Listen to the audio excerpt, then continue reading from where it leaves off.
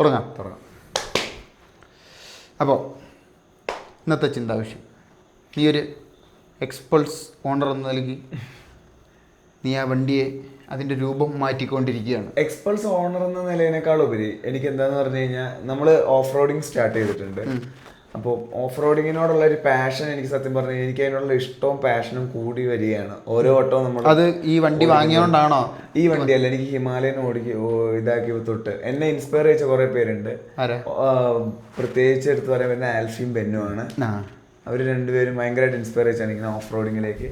അതിന് മുമ്പേ ഹിമാലയൻ വാങ്ങിച്ചപ്പോൾ ഉള്ള ഹിമാലയന്റെ ആദ്യത്തെ പരസ്യം ഇതിലൂടെ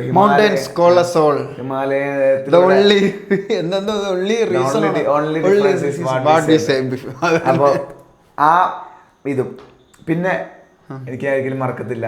നമ്മള് രണ്ടുപേരും ആ ഒരു റൈഡ് പോയത് എവിടെ, കാസർഗോഡല്ല, നമ്മള് പെട്ടെന്ന് ഷെർലിന്റെ വീട്ടിലേക്ക് പോയില്ലേ. അന്ന് തിരിച്ചു വരുമ്പോഴാണ് പൊന്നൻ ആദ്യമായിട്ട് തന്നെ എങ്ങനെയാണ് ഫ്രണ്ട് ചാടിക്കുന്നതെന്ന് കാണിച്ചത്. രണ്ടുപേര് ഇരുന്നിട്ട് തലയിട്ട് നോക്കടാ മുന്നു പൊങ്ങുന്നേന്ന് പറഞ്ഞതല്ലേ. സത്യം പറയാ 2-3 വർഷമായിട്ടുള്ളൂ അല്ലേ. അപ്പോൾ ഓഫ് റോഡിങ് ആ സമയത്താണ് അതിനോട് താല്പര്യം. പിന്നെ നമ്മുടെ ഹിമാലയനിൽ പതിയെ ചെയ്ത് വന്ന് ഹിമാലയനിലൂടെ കുറച്ച് ബേസിക്സ് പഠിച്ചു തുടങ്ങി. എണീച്ച് ഓടിക്കാനും ചെറുതായിട്ട് ചാടിക്കാനൊക്കെ. നമ്മുടെ ഒരു ഓഫ് റോഡ് ജീവിതം എന്ന് പറഞ്ഞാൽ ഇപ്പൊ കുറച്ചായിട്ടുള്ള അടുത്താണ് ഓഫ് റോഡ് നമ്മളൊന്ന് രുചിച്ചറിയാൻ തുടങ്ങിയത്, അതിന്റെ ഒരു അനുഭവം കിട്ടാൻ തുടങ്ങി. എക്സ്പൾസ് വന്നപ്പോഴേക്കും വേറെ ഒരു തലത്തിലേക്ക് മാറിപ്പോയി. കാരണം സംഭവം വേറെ ഒരു ലെവലിലേക്ക് എത്തിച്ചു കളഞ്ഞു ആ ബൈക്ക് വന്നപ്പോഴേക്കും. അപ്പൊ ഞാൻ എന്റെ വണ്ടിയിൽ ഞാൻ വിചാരിക്കുന്ന പൊന്നന്റെ ഹിമാലയൻ ഒരു ടൂറിംഗ് ബിൽഡാണ് പൊന്നന്റെ മൈൻഡിൽ. പൊന്നെ ഇഷ്ടം. ഞാൻ സത്യം പറഞ്ഞ ആ ഇതിലൊരു വ്യത്യാസമുണ്ട്. ഞാൻ സത്യം പറഞ്ഞു ഞാൻ ആദ്യം അങ്ങനെ ചിന്തിച്ചിരുന്നു, ടൂർ ചെയ്യാ ബിൽഡ് മാത്രമാക്കാന്ന്. പിന്നെ എനിക്ക് ഇപ്പൊ മറ്റേ 390 കണ്ടതിന് ശേഷം എന്റെ മനസ്സ് മുഴുവൻ അതിലേക്ക് മാറണം. അതിനൊരു എന്റെ മനസ്സിലൊരു ലുക്ക് ഉണ്ട്. ഞാനൊരു ബ്ലാക്ക് ബേർഡ് സ്റ്റൈൽ ഒരു സാധനം ചെയ്യും, ഫുൾ കറപ്പിച്ചൊരു പെട സാധനം ചെയ്യാൻ എന്റെ മനസ്സിലൊരു ഐഡിയ ഉണ്ട്. ഞാൻ എന്താ ചിന്തിക്കുന്നതെന്ന് അറിയോ, അതുകൂടെ പറഞ്ഞിട്ട് നമുക്ക് ഇതിലേക്ക് കിടക്കാം. ഞാൻ എന്താ വിചാരിച്ചെന്നറിയോ, നീ എന്ത് ചെയ്യണം, നീ മറ്റേ നമ്മൾ ഹിമാലയൻ വാങ്ങാന്ന് പറയുമ്പോൾ ഹിമാലയൻ മന ബ്ലാക്ക് എടുക്കണം. ഞാൻ ഇതെടുത്തിട്ട് ഇത് നമ്മൾ ഫുള്ള് ബില്ല്, അതായത് ഫുൾ പെയിന്റ് അടിക്കല് റാപ്പ് ചെയ്ത് ഫുൾ ഒരു കറുത്ത ഒരു പക്ഷിയുടെ ഒരു ഡിസൈൻ അല്ലെ എന്തെങ്കിലും ഒരു വേറെ ഡിസൈൻ ചെയ്ത് ഇത് ഫുൾ കറുപ്പ് ആ ഒരു ഡിസൈനിൽ ചെയ്തിട്ട് ആ മഞ്ഞപ്പെല്ലാം എടുത്ത് കളഞ്ഞിട്ട് നമ്മൾ 2 ബ്ലാക്ക് ബേർഡ്സിൽ പറന്ന് ഇങ്ങനെ പറയാം, അല്ലെങ്കിൽ ബ്ലാക്ക് ഹോഴ്സ് അങ്ങനെ എന്തെങ്കിലും പറയാം. അപ്പൊ ഞാൻ എന്താ ചിന്തിച്ചെന്ന് പറയാം, അപ്പൊ ഈ വണ്ടി പതുക്കെ ഓഫ് റോഡിന് വേണ്ടി ബിൽഡ് ചെയ്യാം. അപ്പൊ ചുരുക്കി പറഞ്ഞു കഴിഞ്ഞാൽ പൊന്നന്റെ ഇപ്പൊ മൈൻഡില് 390 ആ ഒരു പൊന്നൻ വിചാരിക്കുന്ന ഒരു 440 bhp സെഗ്മെന്റ്. അതെ, വേറെ കാര്യം എന്താന്ന് പറഞ്ഞാൽ ക്രൂസ് കൺട്രോള് ഈ സാധനങ്ങളൊക്കെ ഉള്ള വണ്ടി വേണം. പിന്നെ അത് മാത്രമല്ല എന്റെ മനസ്സിൽ ഹിമാലയനേക്കാൾ ഉപരി ആദ്യ കാഴ്ചയിൽ അനുരാഗം തോന്നിയത് 390. നീ എന്നെ 390 കാണിച്ചപ്പോഴാണ് നിനക്ക് ഓർമ്മയുണ്ടോ, നീ ഫസ്റ്റ് ഈ ഇതിന്റെ ലുക്ക് പറഞ്ഞപ്പോ ഹിമാലയൻ കാണിച്ചു, ഞാൻ എന്താ പറഞ്ഞ ഇത് വലിച്ചു നീട്ടി ഇത് ഇതുപോലെ ആക്കിന്ന് പറഞ്ഞില്ല. ആ ഹിമാലയന്റെ ഒന്നുമില്ല. എന്നെ സംബന്ധിച്ചിടത്തോളം ഒരു സാധനം ഇറക്കുമ്പോ ഒരെണ്ണത്തിന്റെ ലൈറ്റിന്റെ ഷേപ്പ് ആണോ അല്ലെങ്കിൽ ഓവറോൾ അത് എന്താണെന്നറിയില്ല. ചില വണ്ടികൾ നമ്മുടെ മനസ്സിൽ കയറി പിടിക്കുന്നത് എന്ത് കാരണമാണെന്നറിയില്ല. അതിന്റെ ഒരു രൂപം തന്നെ ആയിരിക്കണം. മുന്നത്തെ വെച്ച് നോക്കുമ്പോൾ ഇതിനൊരു തലയെടുപ്പും ഒരു എന്തോ ഒരു ചന്തം ഉണ്ട് ഇതിന്. ഞാൻ വേറെ ചിന്തിച്ചെന്താന്ന് പറഞ്ഞാൽ സൈഡിൽ സാഡിൽ ബാഗ് സാധനങ്ങളൊക്കെ കയറ്റി കഴിഞ്ഞാൽ ഞാൻ ഇപ്പൊ ചിന്തിക്കുന്ന ഒരു പ്യുവർ ഓഫ് ടൂറിംഗ് വണ്ടിയാണെങ്കിൽ ഞാൻ ആലോചിക്കാം കുറച്ചും കൂടെ ഒരു ലോങ് ടേം ചിന്തിച്ചുകൊണ്ട് 750 ഹിമാലയനും അതേപോലെ 450 ഞാൻ കാണിച്ചിരുന്നില്ല പൊന്നെ അഡ്വഞ്ചർ ഇറങ്ങാൻ പോകുന്ന ട്വിൻ സിലിണ്ടർ അതോടെ നോക്കാം. അതായത് അത്രയും വലിയ വണ്ടി, അതായത് പക്ഷെ അതിന് 7-8 ലക്ഷം രൂപയാവില്ലേ? അതിനൊരു 6 ലക്ഷം രൂപ രണ്ടിനും വരും. അതാകുമ്പോ എന്താ പറയാ 60 bhp അടുത്ത് പവർ ഉണ്ടാവും. അതാകുമ്പോ നമുക്ക് ഒരു എന്താ പറയാ ബുദ്ധിമുട്ടുണ്ടാവും. അല്ല ഇതെന്താ മനസ്സിലുള്ള ഒരു പ്ലാൻ മാത്രമാണ്. നമ്മള് എന്തായാലും വാങ്ങും. ഇനി വാങ്ങുമ്പോ നല്ല ഞാൻ ഇനി വണ്ടി വാങ്ങുവാണെങ്കിൽ വലിയ വണ്ടി വാങ്ങുകയാണെങ്കിൽ എനിക്ക് ഇപ്പോൾ എൻ്റെ മനസ്സിൽ ഇഷ്ടമുള്ള വണ്ടി എന്ന് പറഞ്ഞാൽ എനിക്ക് 450 ഭയങ്കര ഇഷ്ടമാണ്. 450 എൻ്റെ മനസ്സിലൊരു ബിൽഡ് ഉണ്ട്, അതുകൊണ്ടാണ് ഈ 450 അത്ര ഇഷ്ടം. അത് ചെയ്യണം എന്ന് ആഗ്രഹമുണ്ട്.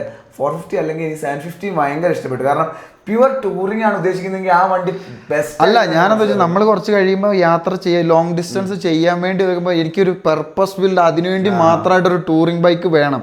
ആ സമയത്ത് ഈ വണ്ടി വെറുതെ ഇവിടെ ഇരിക്കും. അപ്പൊ ഞാൻ വിചാരിക്കുന്നത് ഇതിനെ ഓഫ് റോഡ് ബിൽഡ് ഇത് മൊത്തം ഓഫ് റോഡ് കൺവേർഷൻ നടത്താന്നാണ് ഞാൻ ചിന്തിക്കുന്നത്. അപ്പോൾ പൊന്നൻ എന്തായാലും അത് ചെയ്യുന്നതിന് മുമ്പ് മിക്കവാറും ഞാൻ എൻ്റെ ബിൽഡ് ഞാൻ തുടങ്ങി. അപ്പോഴേക്കും നമ്മള് അതിന് മുന്നേ നമ്മുടെ നീ എന്ന് പറഞ്ഞപ്പോൾ മറ്റേത് കയറ്റാന്നുണ്ട്, അത് 440 ആക്കാന്നുള്ള ഇതുണ്ടായിരുന്നു. ഞാൻ ചിന്തിക്കുന്ന 440 ആക്കിയിട്ട് ഇതിനെ ഒരു ഓഫ് റോഡ് ബിൽഡിലേക്ക് ചെയ്യാതാണ് ഞാൻ ചിന്തിക്കുന്നത്. അങ്ങനെ നോക്കുകയാണെങ്കിൽ 500 വേണമെങ്കിൽ പരീക്ഷിക്കാം. അതാണ് നമ്മൾ അത് പറഞ്ഞിട്ട് പിന്നെ 440 500 കയറ്റാം. നമ്മൾ പിന്നെ വേറൊരു വണ്ടി വന്നു കഴിഞ്ഞാൽ പിന്നെ ഇത് ബിൽഡ് ചെയ്യുന്നതിന് വലിയ വിഷയമല്ല. അതല്ലെങ്കിൽ നമ്മൾ അന്ന് കഴിഞ്ഞ ദിവസം പറഞ്ഞ പോലെ KLX ഏതെങ്കിലും ചെറിയ വണ്ടി പടയ്ക്കുക, ഓഫ് റോഡിന് വേണ്ടി മാത്രം പടയ്ക്കുക. അല്ലെങ്കിൽ ഞാനൊരെണ്ണം എടുക്കും, മറ്റേ ഈ വണ്ടിയിൽ ഇതാക്കുക. ഓക്കെ, നമ്മൾ വ്യതിചലിച്ചു പോയി കാര്യത്തിൽ. നീ ഇതാണ് നമ്മൾ പറഞ്ഞു വന്ന കാര്യം തന്നെയാണ്. ഞാനപ്പോ എന്റെ വണ്ടി ഓഫ് റോഡ് ചെറുതായിട്ട് ബിൽഡ് ചെയ്ത് തുടങ്ങിയിട്ടുണ്ട്. കാരണം എന്റെ മൈൻഡിലൊരു സാധനം ഞാൻ ഉണ്ടാക്കി എടുത്തിട്ടുണ്ട്. ആ തീമിൽ എനിക്ക് വരുന്ന ഒരു 2-3 കൊല്ലത്തിനുള്ളിൽ ആ വണ്ടിയെ മൊത്തം കംപ്ലീറ്റ് ബിൽഡ് ചെയ്തിട്ടുണ്ട്. ഒറ്റയടിക്ക് ചെയ്യണം. ഒന്ന് ആഞ്ഞു പിടിച്ചു കഴിഞ്ഞാൽ 1 വർഷം കൊണ്ട് നടക്കും. അത് ഈ വർഷം കൊണ്ടല്ല, 1 വർഷം കൊണ്ട് നടക്കും. കാരണം എന്താന്ന് പറഞ്ഞു കഴിഞ്ഞാൽ ഇത് ചെയ്യുമ്പോൾ നമ്മൾ മാറ്റങ്ങൾ വരുത്തുമ്പോൾ ഓരോ മാറ്റങ്ങളും എങ്ങനെ വണ്ടിയെ ബാധിക്കുന്നു നോക്കിയിട്ട് വേണം മാറ്റാൻ. നമുക്ക് വേണമെന്ന് വെച്ച് കഴിഞ്ഞാൽ പൈസ ഇറക്കി സാധനങ്ങളെല്ലാം എടുത്ത് വാങ്ങി മാറ്റാം. പക്ഷെ ഒറ്റയടിക്ക് മാറ്റിക്കഴിഞ്ഞാൽ നമുക്ക് ആ വണ്ടിക്ക് എന്ത് മാറ്റം വരുന്നു മനസ്സിലാവില്ല. അപ്പോൾ ഓരോന്നോരോ തവണയായിട്ട് മാറ്റി അതിൻ്റെ വ്യത്യാസങ്ങളും പോരായ്മകളും അതിൻ്റെ നന്മകളും തിരിച്ചറിഞ്ഞിട്ട് വേണം മാറ്റിയാലാണ് അത് നമുക്കൊരു ഒരു രുചികരമായുള്ള രീതിയിൽ ഇതാക്കാൻ, ആ വണ്ടി എന്ത് മാറ്റം നമുക്ക് തരുന്നു എന്ന് മനസ്സിലാക്കാൻ പറ്റുള്ളൂ. അപ്പോൾ അതാണ് പ്ലാൻ. അപ്പോൾ ഓഫ് റോഡ് ബിൽഡാണ് നമ്മൾ ഉദ്ദേശിക്കുന്നത്. പിന്നെ വേറെ കാര്യം എനിക്ക് പറയാനുള്ളത്, ആ ലുക്ക് എനിക്ക് അത്ര ഇഷ്ടപ്പെട്ടില്ല. എന്റെ മനസ്സിലെ ഒരു തീം അതാണ്. അതിനെ നീ അതിന് ഒരു കറുത്ത റെൻഡർ എടുത്ത് കാണിച്ചില്ലേ, അതേപോലെ ഒരു കറുത്ത റെൻഡർ. കളർ നമുക്ക് പിന്നെ ആലോചിക്കാം. എനിക്ക് വണ്ടി ഞാൻ ലുക്കിനേക്കാൾ ഉപയോഗിക്കുന്നതിന് പർപ്പസ്, അതായത് എനിക്കത് പെർഫോമൻസ് തരണമെന്ന് മാത്രമേ ഞാൻ ആഗ്രഹിക്കുന്നു. ലുക്കിൽ ഞാൻ വലിയ പ്രാധാന്യം നോക്കാറില്ല. എൻ്റെ ഒരു ബേസിക് ഐഡിയ ഇതാണ്. ഒരു 80കളിലുള്ള അഡ്വഞ്ചർ റെട്രോ തീമിലുള്ള റെട്രോ റാലി ബൈക്കുകളുടെ ഒരു ഇതാണ് കാരണം അവൻ ഉദ്ദേശിച്ച ആ സാധനത്തിന്റെ അതെന്ന് പറഞ്ഞാൽ നമ്മുടെ ഈ പണ്ടത്തെ BMW ഇവരുടെയൊക്കെ റാലി ബൈക്കുകളുടെ ഒരു മുൻഭാഗം അതിന്റെ അതുപോലെ ഇരിക്കും. പക്ഷെ ബാക്കിയെല്ലാം മോഡേണൈസ്. മിക്കവാറും നമ്മള് ഇതിന്റെ തമ്മിൽ ഈ വീഡിയോയുടെ തമ്മിൽ ആ ഫോട്ടോ ആയിരിക്കും. അപ്പൊ ആൾക്കാർക്ക് എന്തായാലും കത്തിക്കോളും അതിൽ ഏകദേശം. അപ്പൊ ഞാൻ അതാണ് ഉദ്ദേശിക്കുന്നത്. ഇപ്പൊ എന്റെ അടിസ്ഥാനമായിട്ടുള്ള പ്ലാൻ ഞാൻ വിചാരിക്കുന്നത് ഒരു 150-155 കിലോ കേർബ് വെയിറ്റ് വരുന്ന, ഏകദേശം ഒരു കുറച്ചും കൂടെ പവർ കൂടണം വണ്ടിക്ക്. ഒരു 20 മാക്സിമം പറ്റുകയാണെങ്കിൽ 30 bhp എത്തിക്കാൻ പറ്റുമെന്നാണ്. അത് ഞാൻ പറഞ്ഞുതരാം ഞാൻ എങ്ങനെ ഉദ്ദേശിക്കുന്നതെന്നുള്ളത്. 30 bhp പവറുള്ള ലൈറ്റ് വെയിറ്റ് എന്നാൽ അത്യാവശ്യം പെർഫോമൻസ് ഉള്ള ഒരു ഓഫ് റോഡ് സ്പെക്ക് വണ്ടി, അതാണ് എൻ്റെ ലക്ഷ്യം. അപ്പോൾ നമുക്ക് എന്താ പറയാ, എങ്ങനെ തുടങ്ങണ്ടേ ഇതിന്റെ എൻ്റെ ഒരു ട്രജക്ടറി ഞാൻ ഇപ്പൊ നീ കുറച്ച് മാറ്റങ്ങൾ വണ്ടിയിൽ വരുത്തിയിട്ടുണ്ട്. അത് അതിനകത്ത് അങ്ങ് തുടങ്ങിക്കും. ആദ്യം അതാണല്ലോ തുടക്കം. അതിനകത്ത് തുടങ്ങി ഞാൻ പറയാം.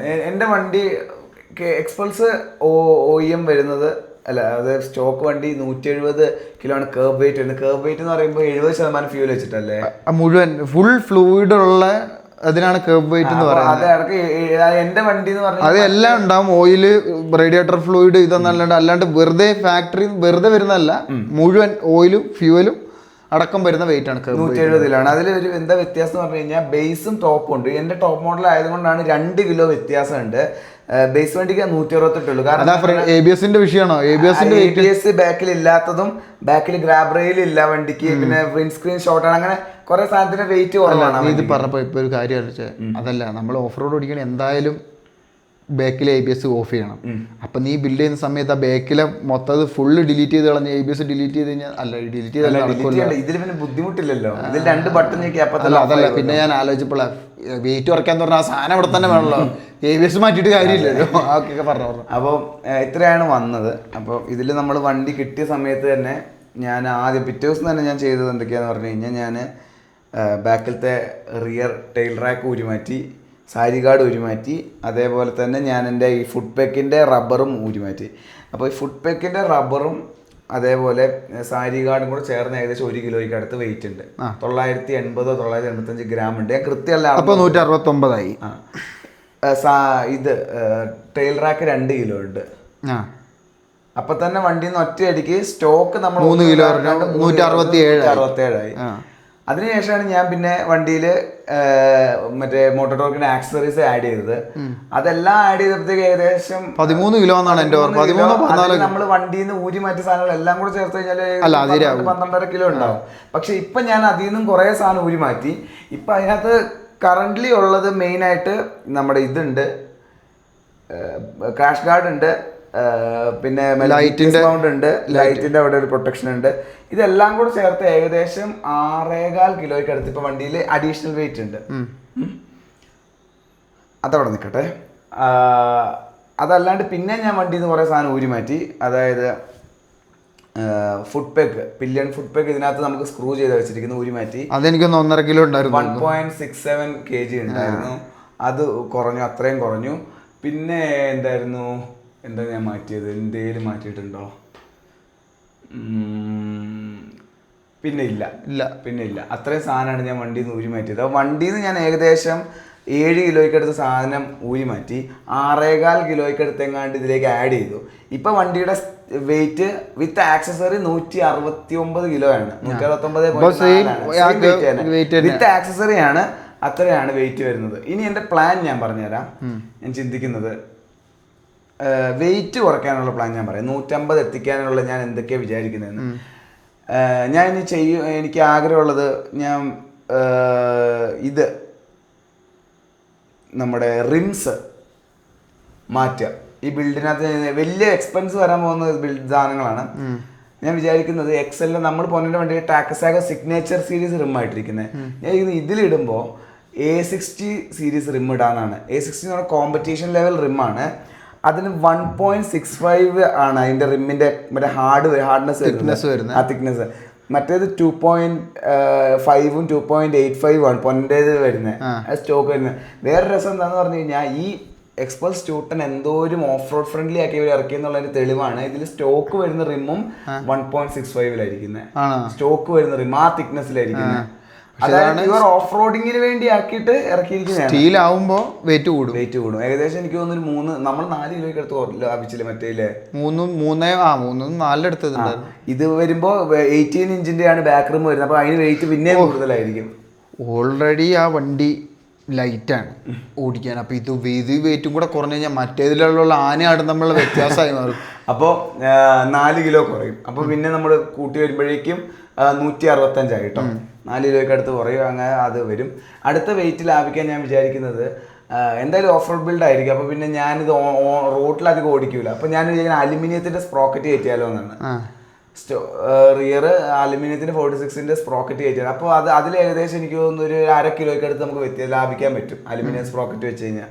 പിന്നെ മറ്റേ ആർക്കേഡ് ഗോൾഡ് ബ്രാസ് ചെയിൻ വെച്ചാലും വിചാരിക്കുന്നത് അതിനും ഏകദേശം നല്ല വ്യത്യാസം ഉണ്ടാവും. പിന്നെ വഴിയുണ്ട് നമുക്ക്. റിയർ ആ സ്പ്രോക്കറ്റ് ഇല്ലേ, സ്പ്രോക്കറ്റ് മറ്റേ CNC ഇത് വേറെ എടുക്കാൻ പറ്റുവാണെങ്കിൽ കുറെ ഗ്യാപ്പ് കട്ട് ചെയ്ത് കളയാൻ പറ്റും. അല്ല അലുമിനിയം വരുമ്പോൾ തന്നെ അതെ പറഞ്ഞാൽ മറ്റേ രീതിയിൽ അതായത് അലുമിനിയം കൂടെ ആകുമ്പോൾ ആ കുറെ വിടവും കൂട്ടാൻ പറ്റും. അങ്ങനെ കുറെ വെയിറ്റ് കുറയ്ക്കാൻ പറ്റും. അങ്ങനെ അത് രണ്ടും മാത്രം ഏകദേശം എനിക്ക് 1 കിലോയ്ക്ക് അടുത്ത് ലാഭിക്കാൻ പറ്റും. അപ്പൊ നമ്മൾ 164 ഇനി വലിയൊരു ലാഭിക്കാൻ പറ്റുന്ന സംഭവം ബാറ്ററിയിലാണ്. ഇതിന്റെ ബാറ്ററി ഏകദേശം എനിക്ക് തോന്നുന്നു 2 കിലോയ്ക്ക് അടുത്തെങ്ങാണ്ട് വരുന്നുണ്ട് വെയിറ്റ് ബാറ്ററി. ഇതിൽ ചെറിയ ബാറ്ററി പൊന്നന്റെ വെച്ച് നോക്കുമ്പോൾ ചെറിയ ബാറ്ററി, പക്ഷെ 2 കിലോയ്ക്ക് അടുത്തെങ്ങാണ്ട് വെയിറ്റ് ഉണ്ട്. മറ്റേതാക്കാനാ ഞാൻ വീണ്ടും ലിഥിയം അയോണിന്റെ ബാറ്ററി ആക്കിയാലോ. ഞാനിപ്പോൾ കുറച്ച് റിസർച്ച് നടത്തിയപ്പോൾ ഇമ്പൾസ് പവർ എന്ന് പറഞ്ഞിട്ട് നമ്മുടെ ഇന്ത്യൻ ബ്രാൻഡ് പറഞ്ഞിട്ടുണ്ട്. അവർക്കൊരു ബാറ്ററി വരുന്നുണ്ട്. അവർ ഇറക്കുന്ന ലൈനപ്പിൽ ഏറ്റവും വില കുറഞ്ഞ ബാറ്ററി 5000 രൂപയുള്ളതിന് അത് ഇതിന് സൂട്ടാവുന്ന ബാറ്ററിയാണ്. 5000 രൂപ, പക്ഷെ 800 ഗ്രാമേ ഉള്ള ബാറ്ററി. അപ്പൊ തന്നെ 120-200 കളർ കുറഞ്ഞു. അപ്പൊ വീണ്ടും നമ്മള് 62.8 പിന്നെ ഞാൻ വിചാരിക്കുന്നത് ഫ്രണ്ട് അല്ല അതിനു മുമ്പ് എക്സോസ്റ്റ് ഫുൾ സിസ്റ്റം ചെയ്താലോന്നാണ് വിചാരിക്കുന്നത്. എൻ്റെ ഒരു അഭിപ്രായത്തിൽ ഫുൾ സിസ്റ്റം ചെയ്ത് കഴിഞ്ഞ് കഴിഞ്ഞാൽ ഏകദേശം ഒരു 2-2.5 കിലോയ്ക്ക് മേലെ ലാഭിക്കാൻ പറ്റും. കണക്ക് വെച്ച് നോക്കുമ്പോൾ ഏകദേശം അത്രത്തോളം ലാഭിക്കാൻ പറ്റും. പിന്നെ കുറയ്ക്കാൻ പറ്റുന്ന വേറെ നമുക്ക് മിറർ കട്ട് ചെയ്യാൻ പറ്റും. അത് നമുക്ക് ഇതാക്കാം. ഇതിപ്പോ എളുപ്പത്തിൽ കൂടുതൽ വെയിറ്റുകൾ കുറയുന്ന കാര്യങ്ങളാണ്. അപ്പോൾ ഫുൾ സിസ്റ്റം കേട്ടണം എന്തായാലും, കാരണം പെർഫോമൻസ് നമുക്ക് ബിൽഡ് ചെയ്യേണ്ടതാണ് വണ്ടിയിൽ. അപ്പോൾ വെയിറ്റും കുറയും പെർഫോമൻസും കൂടും. അതെ, ഒരു വെടിക്ക് 2 പക്ഷി. അതെ, ഇത് ഞാൻ വിചാരിക്കുക ആ കാറ്റലിറ്റിക് കൺവേർട്ടർ ഇരിക്കുന്ന ആ സാധനം തന്നെ മാറിയാൽ തന്നെ അത്യാവശ്യം നല്ല വ്യത്യാസം ഉണ്ടാവും. അതെ, ഒരു 2-2.5 കിലോ പറയുമ്പോൾ എന്ന് പറഞ്ഞാൽ വീണ്ടും നമ്മൾ 160-60 അപ്പത്തേക്ക് 160 എത്തി. 10 കിലോ കട്ട് ചെയ്യണം. ഇനി 10 കിലോയ്ക്ക് അടുത്ത് കുറയ്ക്കണം. അപ്പൊ ഞാൻ അടുത്ത് വിചാരിക്കുന്ന പിന്നെ അല്ല ടയർ മാറ്റിയാലും വ്യത്യാസം ഉണ്ടാവില്ല. നമ്മൾ നോബി ഇട്ട് കഴിഞ്ഞാൽ വ്യത്യാസം വെയിറ്റ് കൂടുവോ? കുറയില്ല. ഇല്ല, അത്ര ഗ്യാപ്പ് വരുമ്പോ കൂടും. ആണോ? അതിന്റെ ഇതിന് തിക്നെസ് കൂടുതലാ. ട്യൂബ് എന്തോ പറ്റൂല. ട്യൂബിൽ എന്തോ വ്യത്യാസം വരുത്താൻ പറ്റുമെന്ന് പറഞ്ഞു. ട്യൂബ് വേറെ എന്തോ ട്യൂബ് ഇട്ട് കഴിഞ്ഞാൽ വെയിറ്റ് കുറയുന്നു നീ അന്ന് പറഞ്ഞായിരുന്നല്ലോ. അതെന്തായിരുന്നു? ഏതോ ട്യൂബ് മാറ്റിയിട്ട് കഴിഞ്ഞാൽ അതിന് വെയിറ്റ് കുറയുമെന്ന് പറഞ്ഞേ വണ്ടിക്ക് മൊത്തത്തിൽ. ട്യൂബിന് ഏകദേശം 1 കിലോയ്ക്ക് അടുത്തൊക്കെ ഉണ്ട് വെയിറ്റ് വരും. അത് വേറെ ലൈറ്റ് വെയിറ്റ് ട്യൂബുകൾ കിട്ടുമെങ്കിൽ അത് മാറ്റി കഴിഞ്ഞാൽ, അല്ലെങ്കിൽ ട്യൂബ്ലെസ് ആക്കിയാലും മതി. പക്ഷെ ഓഫ് റോഡ് അടിക്കുമ്പോൾ ട്യൂബ്ലെസ് ആക്കിയിട്ട് കാര്യമില്ല. അപ്പൊ അത് ഇല്ല. ഇതെന്തായാലും ഇപ്പൊ എക്സോസ്റ്റ് ഏകദേശം അത്രത്തോളം കുറയണം. എന്റെ രൂപം വെച്ച് അത്രത്തോളം കുറയും. അപ്പോൾ 160 ഇനി അടുത്ത ഞാൻ വിചാരിക്കുന്നത് റിയർ ഇതാക്കുക, ടെയിൽ ടൈഡി ആക്കുക എന്നുള്ള. ആ നീളമുള്ള സാധനം മൊത്തം ഊരി മാറ്റിയിട്ട് ടെയിൽ ടൈഡി ആക്കുക വിത്ത് എൻഡ്യൂറോ സ്റ്റൈൽ ചെറിയ ഇൻഡിക്കേറ്റർ ബ്രേക്ക് ലൈറ്റും. അത് നടക്കും. അത് ഏകദേശം എൻ്റെ മനസ്സ് പറയുന്നത് എല്ലാം കൂടെ കുറച്ച് കഴിയുമ്പോഴത്തേക്ക് ഒരു 750 ഗ്രാമിനടുത്തെങ്കിലും മിനിമം കുറയണം. എൻ്റെ മനസ്സ് പറയുന്നത് അത് അതിലും കൂടുതൽ. കാരണം അതിൻ്റെ ഉള്ളിലൊരു മെറ്റലിന്റെ പീസ് ഉണ്ട്, ആണല്ലേ, സ്പൈൻ പോലെ. എൻ്റെ മനസ്സ് പറയുന്നത് ഒരു 2 കിലോയുടെ അടുത്ത് കുറേ സാധ്യത ഉണ്ടെന്നാണ്. നമുക്ക് ഏറ്റവും കുറഞ്ഞ ചിന്തിക്കാം. അതായത് ഏറ്റവും നല്ല 1 കിലോ പിടിച്ചോ. 1 കിലോ. അപ്പോൾ നമ്മൾ 159 60 കടന്നു, 60 താഴേക്ക് എത്തി. ഇപ്പൊ 9 കിലോയും കൂടിയാണ്. അടുത്ത ഞാൻ വിചാരിക്കുന്നത് നമുക്ക് ചെയ്യാൻ പറ്റിയൊരു കാര്യം എന്ന് പറഞ്ഞു കഴിഞ്ഞാൽ ഇതിൻ്റെ ഇത് മാറ്റുക എന്നുള്ളതാണ്. ഫ്രണ്ടിലത്തെ ഹെഡ്ലൈറ്റും കാര്യങ്ങളും ആ ഒരു ഫുൾ സാധനം ഊരും. അതെനിക്ക് തോന്നുന്നു ഏകദേശം 1.5 കിലോയ്ക്ക് മേലെ ഉണ്ടാവും. അതിലും കൂടുതൽ ഉണ്ടായാലും അത് മാറ്റിയിട്ട് ഞാൻ ഇരിക്കുന്ന HRBസിന്റെ എൽബ 2 എന്ന് പറയുന്ന റെട്രോ സ്റ്റൈല്, മറ്റേ ഫോർക്കിൽ കെട്ടി വെക്കുന്ന സ്റ്റൈലുണ്ട്. അത് ഓഫ് റോഡ് ബൈക്കുകൾ ചെയ്യുന്ന സംഭവമാണ്. വെറും 600 ഗ്രാമേ ഉള്ളൂ അതിന്റെ വെയിറ്റ്. അത്രയുള്ള സാധനം. ഹെഡ്ലൈറ്റും മീറ്റർ കൺസോൾ ഇരിക്കും അതിനകത്ത്. മീറ്റർ കൺസോൾ ഞാൻ നേരെ ഒന്നെങ്കിൽ മീറ്റർ കൺസോൾ ഇതിലേക്ക് ക്ലാമ്പിലേക്ക് മാറ്റണം, അതായത് നടുവിലേക്ക് ആക്കണം, ഇതിലേക്ക് മാറ്റണം, ഹാൻഡിലേക്ക് മാറ്റണം. അതിൽ പിന്നെ അവിടെ ഒന്നും വെക്കൽ നടക്കൂല. വയറ് കുറെ റിയർ ഔട്ട് ചെയ്ത് വിടേണ്ടി വരും. നമ്മൾ വൃത്തിക്ക് നമുക്ക് ചെയ്യാൻ പറ്റുന്നത് നോക്കാം. അതല്ല ഞാനിപ്പോൾ ഇത് പറഞ്ഞപ്പോഴാണ് ആലോചിച്ചത്, ഈ വയറ് ക്ലാമ്പിൽ വെക്കൽ നടപടിയാവുമെന്ന് എനിക്ക് തോന്നുന്നില്ല. കാരണം കണ്ടമാനം വയറുകൾ ഇതിനകത്തേക്ക് വരുന്നില്ല. അപ്പോൾ ഈ മീറ്റർ കൺസോളേ വലിയ കട്ടിയുള്ള വയറുകളാണ് ഇതിലേക്ക് കണക്ട് ചെയ്തിട്ടുണ്ട്. എനിക്ക് നമ്മുടെ ഹാൻഡിലിങ്ങിന് അതൊരു ബാധിക്കും എന്റെ മനസ്സ് പറയുന്നില്ല. എന്റെ കുഴപ്പമെന്ന് പറഞ്ഞാൽ ഇത് അത്രയും നല്ല അത്രയും വയറിൽ ഗ്യാപ്പ് വരുമല്ലോ. നമുക്ക് നോക്കാം. ഇതാണ് എന്റെ പ്ലാനാണ്, പരീക്ഷണമാണല്ലോ. അല്ല ഞാൻ സംശയം പറഞ്ഞെന്നുള്ളൂ. ഇതാണ് പ്ലാന്. അപ്പോൾ